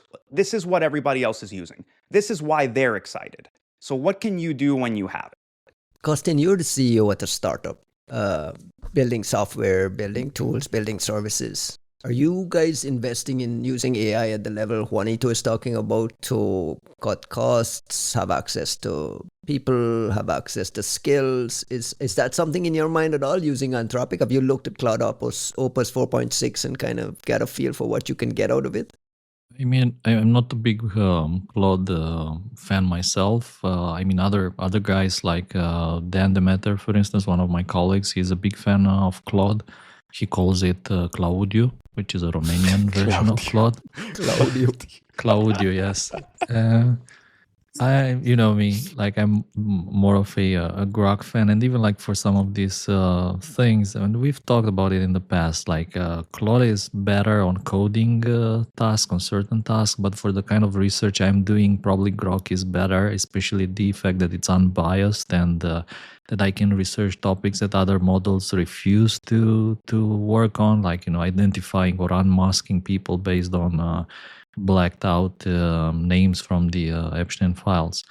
But I have a subscription to all the models. Like, this is the thing that That's I realized. That's the default for everyone, right? It's like you have Initially, to have them all. Like 1 year ago, roll back to 1 year ago when Jax had the subscription to all these models and he was spending like $1,000 on AI per year. I wish. And I was like, I'm not going to pay for any of this shit. And now I'm paying for all this shit. For all this, the how much for are you this for spending? everybody. In all seriousness, how much are you spending now on a given month on AI tooling?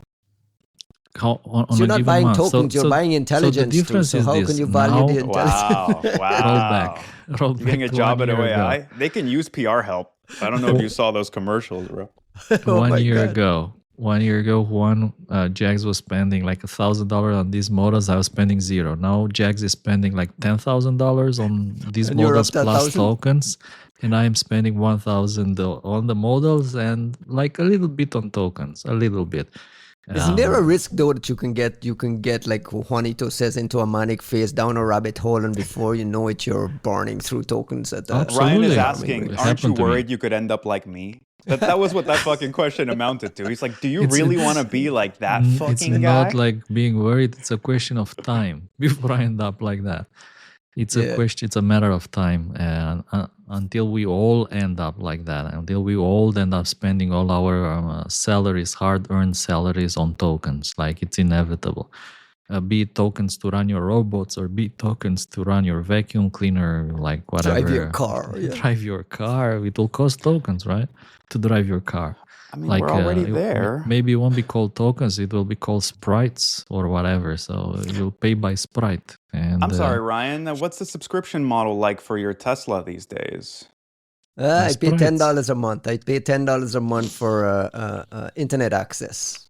In the future, your self-driving Full components will supervised. be subscription based. That is literally paying for tokens. Yeah, exactly. Yeah. That's why I said to drive. I mean, at some point, all these cars are going to be like this. Don't point it at Ryan. This is the future that you guys want. Ryan. For us, privacy is very important, especially since we are working with, in some cases, we may be working with customer data, which is why we're trying to leverage local models a bit more, and maybe outsource to these frontier models, but in a digested format that cannot be attributed back to the source of data. So maybe to summarize some specific part of the picture, or to write a description for something that is public, or automate extraction of some data, but like don't give like the full problem. Try to break the problem into pieces and outsource the pieces for tokens. And absolutely, like I think merging the two local models and these frontier models is what works for me. But again, that's just me. So I think in that, to Kostin's point, there's an inevitable need for these handoffs. It's just we're in the awkward phase of the bleeding edge is showing that we can start to have whole autonomous operations in parts of like computing, but that's the bleeding edge. The open source locally hosted stuff is not quite doing that well just yet. It's always kind of catching up. But what I would suggest to people is there's a lot of folks who are like, there's almost this like Linux sysadmin granola mentality to AI where they're like, oh yeah, you want me to use AI? Yeah, I'm just going to use the local version. I'm going to use the like open source. I'm like, this is not the time just yet to only use that. You need to go look at what the forefront of shit looks like. And then, and leverage that. Because frankly, it's not a privacy concern for you to use this thing to build you tools, to build you pipelines, to build components that you're going to reuse at the highest possible quality. It is if you then run that pipeline with the external AI and you're feeding all your files and you're uploading your shit to this company. Absolutely. That's not what you want to do. But right now, what those things can build is so far beyond what the local models can do that what I would suggest is have the fucking thing build your company pipeline. Then replace any of the evaluative junctures inside of that pipeline with local models and see how well they perform. Just don't have them build the pipeline itself. Don't have them do the coding. Opus 4.6 is at a different fucking league than anything that we can run locally. Maybe Kimi K2 Will always be thinking too, right? and whatever. I don't know. Look, the whole point of this shit is that they're constantly working towards making these things more efficient, towards making the tokens cheaper. It's important because part of what's making these things so great is where you can't see, there's a shit ton of tokens being burned recursively. That's actually what my config is doing. If you pay attention, you're going to go and be like, hey, build me this thing. And behind, without you seeing anything, you're going to see this token count start racking way up. Why? Because it's like writing things and testing things and doing things and trying things. And there's a bug and it fixes it. And then, oh, this didn't work. Let me try it again. Let me go do a search. Let me pull this thing down. It's like it's doing 4,000 steps by itself. So it burned 50,000 tokens.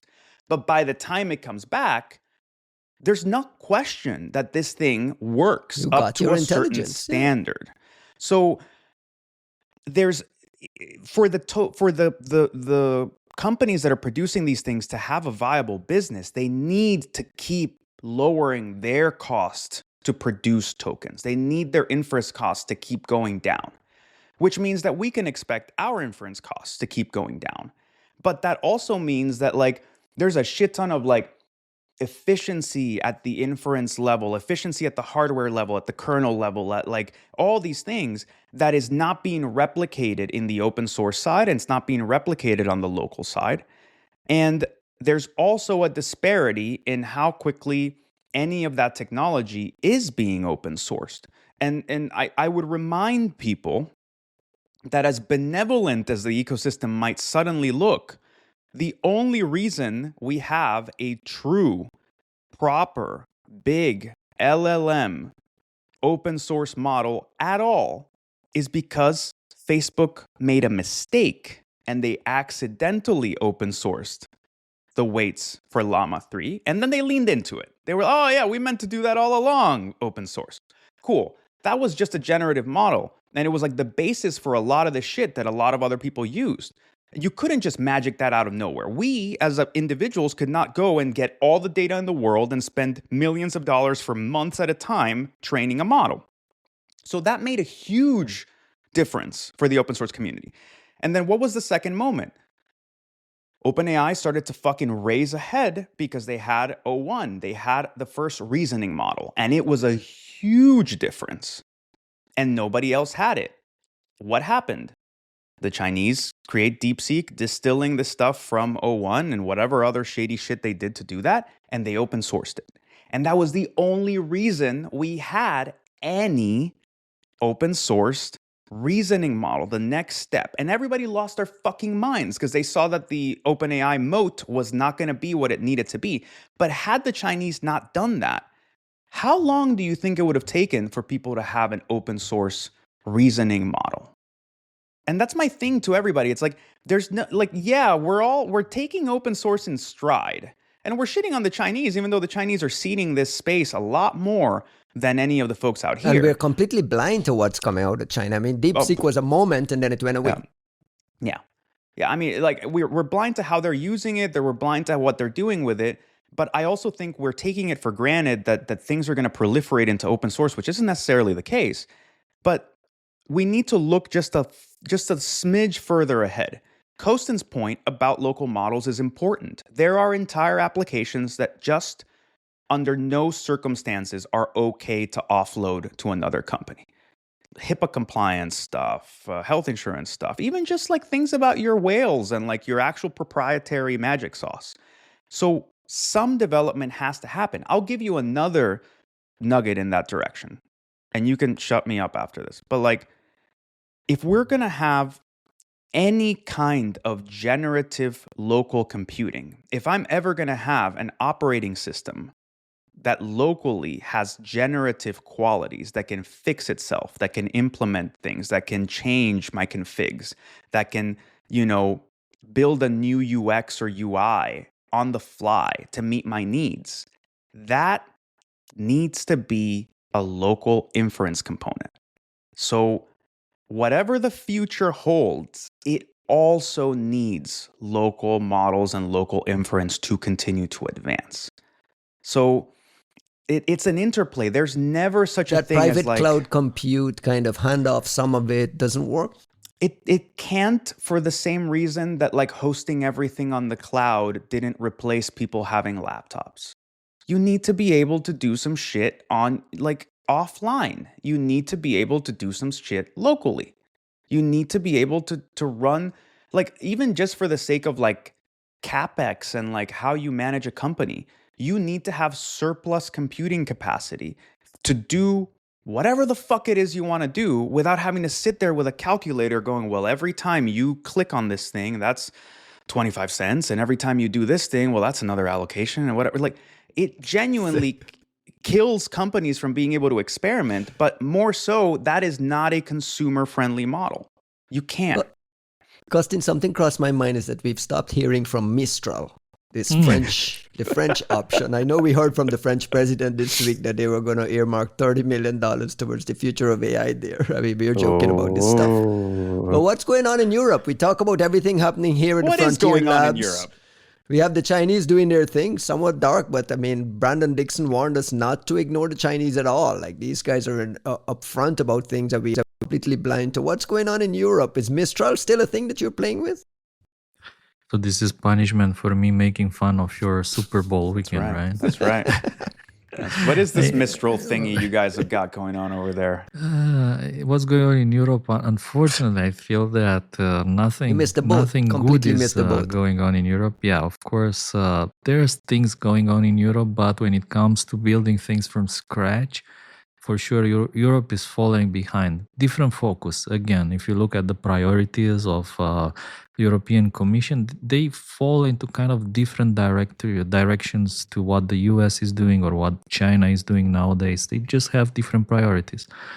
And like long term, this will be felt. I mean, I do feel that Europe is falling behind in some categories, despite the attempts to create these AI factories. Like, one of the projects is to build AI factories, and nobody really understands what's an AI factory. Or like programs, grants to implement AI into things. But we're deeply concerned.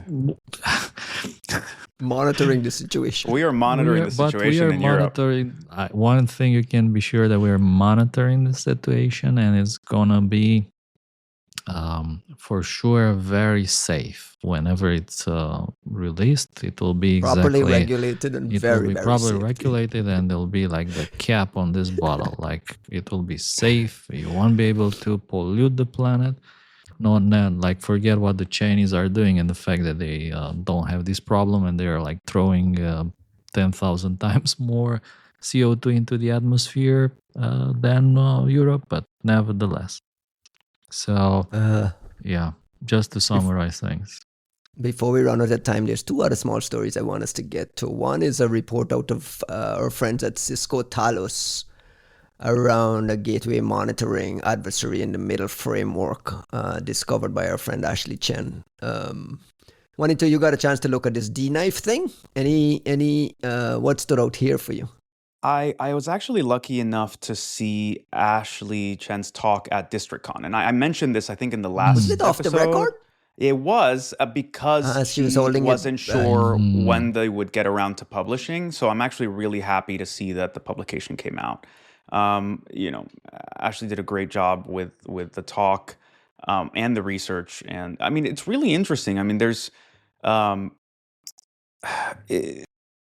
anytime that we see like Chinese Linux-based implants and like deep packet inspection and traffic manipulation, and like, to me, these things are kind of fascinating. And also the relationship between whatever the hell this component is and interactions with like ShadowPad or this dark Nimbus backdoor. Like, maybe, I don't know, like I feel like maybe this is rudimentary to folks like MJ and SJ who like really properly track how the Chinese ops go, and like maybe that's just the way it's been. But for me, those are the moments where I can be like, okay, well, I can at least map out how this ecosystem interacts with each other. Somebody's selling some shit to these different departments and these different organizations who also use this other shit that's being sold by some other organization that also sells to these people. And like, it's like you can see what was Trevor Paglin's whole line about like, it's the overt infrastructure of covert operations. And I think that's where you get to map out some of how these things work and in more interesting ways. Costin, did you get IOCs? Is there any meat on the bones with of this Ashley, IOCs are guaranteed. I mean, that's a lot of IOCs, a lot. And a lot of samples to look at, to play with. I like the fact, and this is something that I recommend to others. I keep saying it.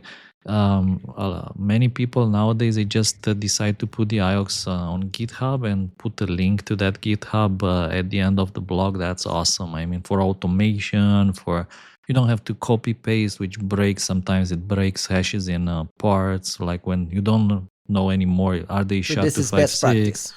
The best, yeah. I mean, I love it when people just put the IOX, all the IOX on GitHub. Because I mean, in some cases, by the way, they put only some IOX, and still there's more IOX in the blog, and not all the IOX are on GitHub. Not this case. On this case, the entirety of the IOX are on GitHub. So that's the best practice. If you can do that, this is again something that everyone should benefit from. So if you can do that, please do put the IOX on GitHub. Include the link at the end, at the very end of the blog. And if you can start the blog, this is another recommendation, again, not in this case, but in general. If you can start your blog Free with an training. Free report write AI training. generated summary of the blog, that is I perfect. feel like most people are doing that now, though. True. Most blogs, you Not get that all, but 5 bullet most. points at the top. Most people That are is doing that now. The best possible things you can do to improve the quality of your threat intel blogs. Any meat on the bones on this? Like, what should people be paying attention to with this D-knife thing? And what do you make of Cisco outing Chinese things? We've talked in the past about some labs being pushed by their lawyers. Juanito, you've been very vocal about this. This is a positive development? Yeah, it's absolutely positive development. I don't know what the politics and the mechanics are. I don't know what's changed. I can't remember what it was, right? But like we recently had some release from Cisco that was the first kind of like breaking the dam of them talking about China again. And I Yeah, the remember framework, right? Yeah. and in that one, like I think we were saying, well, is the rule essentially like if you fuck with Cisco products, then we're gonna for sure public like I wondered if it was that. And I don't know, but like whatever the hell's happening at Cisco, I'm happy to see it, right? Like welcome back to the fray. Talos is too important a team not to be playing, you know, in with the same, like they shouldn't be playing with one hand tied behind their back. Like they're fucking great. They've got great telemetry. They've got amazing researchers. Let these people do their thing and promote them and help them because this stuff is phenomenal.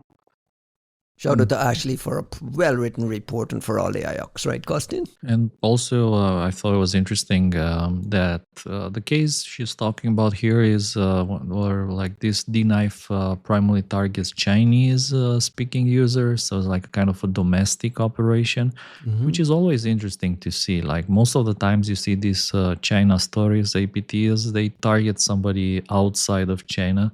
And we know that some of the most interesting man-in-the-middle adversary-in-the-middle attacks, they target Chinese users internally for counter-terrorism purposes or whatever they think. It's some extremism or like Islamic When you say that, when you use those words, you're talking about Uyghur sort of surveillance, right? What they talk and consider as extremism or anti-party rhetoric or anti-order disturbances and things like that. So it's always interesting. Do you get a vibe that this D-knife was related to that? Oh yeah, I mean this is what it looks like. It's what it to is. Me. Mm-hmm. And the other story I wanted us to touch very briefly on is the FBI and this Washington Post reporter as part of that raid. This is an iPhone, and the iPhone was in lockdown mode.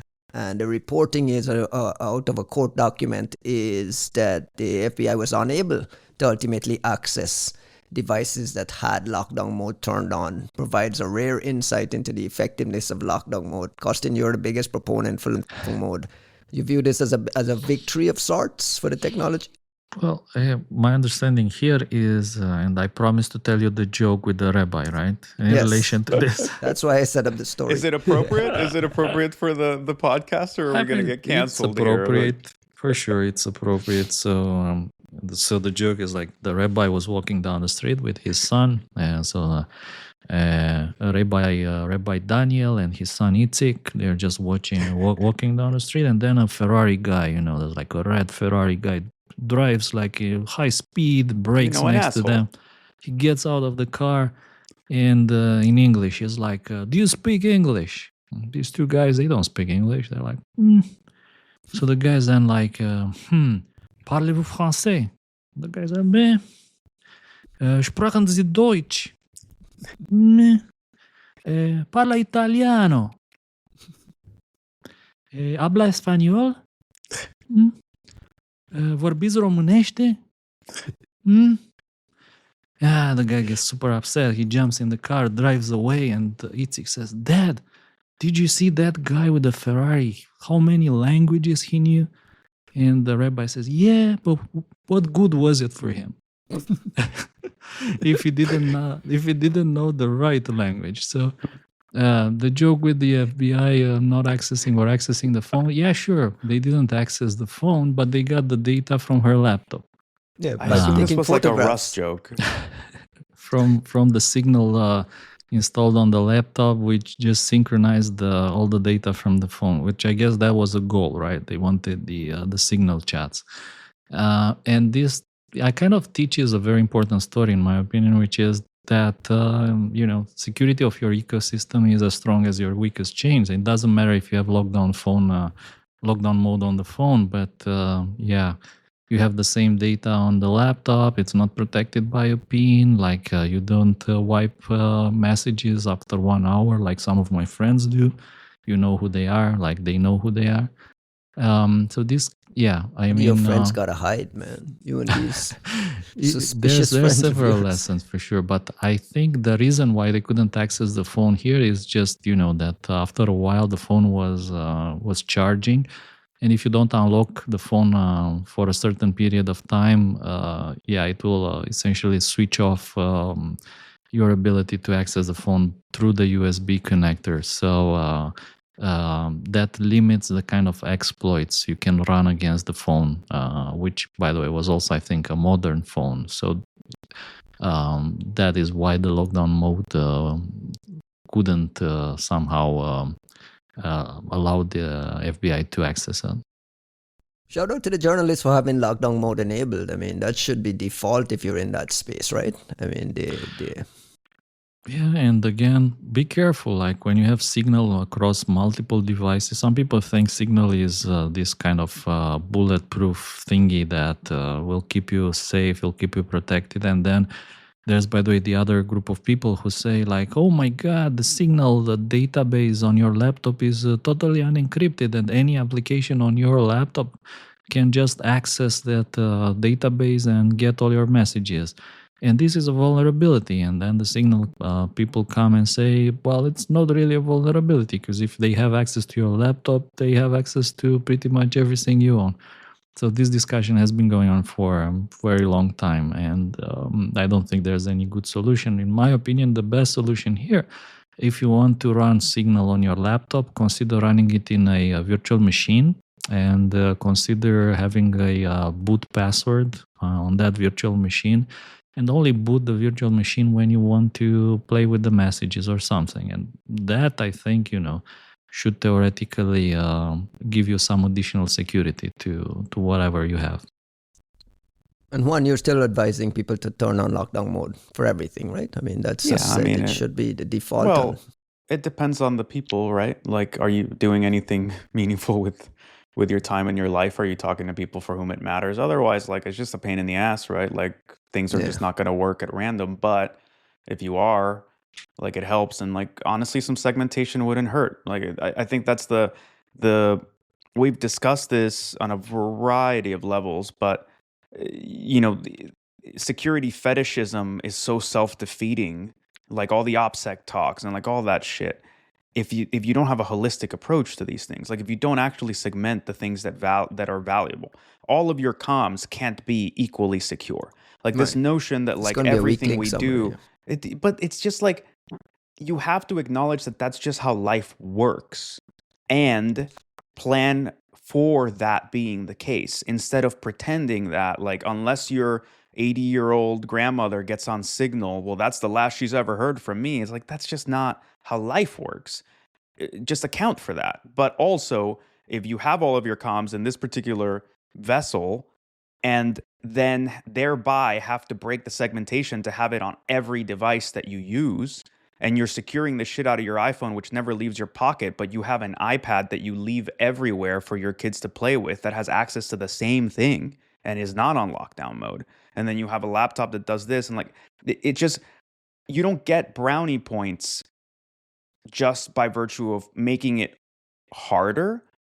If what we're talking about is a well-resourced adversary with the force of law behind them, with the force of, Celebrite and a million other things, what is the goal here? Is it security posturing, or is it to keep something from somebody? Because if the goal is to keep something from somebody, then the job isn't finished with lockdown mode. Fair enough. Let's close the show with some shout-outs. I want to start off by a big shout-out to Haroon, Mir, and the folks over at Thinkst Canary. Thinkst is going to be a sponsor of the show moving forward. The three of us got a chance to hang out with Haroon this week and talk a little bit about the technology. Costin, did you get a chance to play with any of these canaries? What is... I mean, yeah, sure. This is like some amazing technology that you can use for free as well, in addition to the enterprise version that they are selling. But even the free version is insanely powerful. Like the idea to generate credit card numbers. Even you were asking, like, how do you do that? You generate credit card numbers, and whenever someone tries to use it somewhere, you get an alert. I think it's brilliant. WireGuard configurations you can just drop on your network shares. Whenever someone tries to connect to your fake WireGuard server, you get an alert, or Amazon buckets. So pretty cool things that you have to play with. I mean, if you're in security, you really have to play with these things, and they work. The reality is that these just work. And everybody and the simplicity of for deploying them. I think the big killer thing that I took away from the demo that he shared with us is just how easy it is to sprinkle these things around and just leave them. Just leave them and wait for an alert, because somebody will, if someone pops and they see a credit card, they will try to use it, or if they see an authentication key somewhere. Exactly. Or an S3 bucket, credential, things like that. Yeah, they'll try to use them. Yeah, shout out to Haroon, shout out to Thinkst. I mean, I've had people on this podcast talk about, like, the red teamers hate Thinkst because they always get caught by the blue teamers. Like, internally, and like when I was at Bishop Fox, like, that's the thing they hated the most, was these canaries sprinkled around, because you can't avoid not touching them. I think what I'm really fascinated by is like their business model. Like, it was so cool of Haroon to kind of walk us through some of this, but even if you just look at the website, it's so, first of all, the tokens that Costin's talking about are free, which is just phenomenal. Like, there's no reason not to use them. But what I loved in the not to stand too hard, but frankly, like, this is one of those companies that we all respect, and I don't think anyone has anything bad to say about them. Like, that's one of those where you always know, like, they're legit, they do what they do, and like the ROI is obvious. But part of what was fascinating to me that I hadn't realized is, of course, the ROI is obvious. You go on the website and the prices are clear. The implementation is simple. The ROI is simple enough where you're like, well, it's only going to cost me this, and it's going to give me this. I could live with this, right? Like, it makes me wonder to what extent there is still a very viable business model in not having any asshole salespeople around, not bothering with any of the procurement nonsense, and just saying, I'm going to give you this capability. It's going to work really well. This is the price. It's the fixed price. And this is how it, like, monotonically increases, or this is what the bundling is like. It's like the opposite of what sales is in tech and cyber, right? That's it. And moreover, it's so predictable that you could probably just expense this on your corporate credit card, and we don't even have to go through a vendor cycle or whatever. Like, it's not just inspiring, it's genuinely, like, thought-provoking at a time when most of cyber is being handled the opposite way, and people seem to be having a pretty shit time. Yeah, there's a lot for TIP Black to learn from as well. The website is canarytokens.org. If you want to play with those, just go to canarytokens.org. And the other shout out I want to give before I give you guys, Dennis Fisher had some nice words to say about us on his Decipher show. Dennis is he was a replacement co-host on this show, encouraging all our folks to go look for Dennis's podcast on Spotify, Decipher. If you look for Decipher and Dennis Fisher, it'll pop up there. And Zach Allen's Detection Engineering newsletter had some nice words for us on a previous show as well. So I want to thank those guys for listening. Shout out to all our listeners. Virginie, who I got the chance to hang out with and was really, really surprised that she was a dedicated listener to the show, and was very clear to me that Costin was her favorite because he was the wise, wisdom-filled sage. That's obvious. That's it from my side. Juanito, got any shout-outs? Any plugs?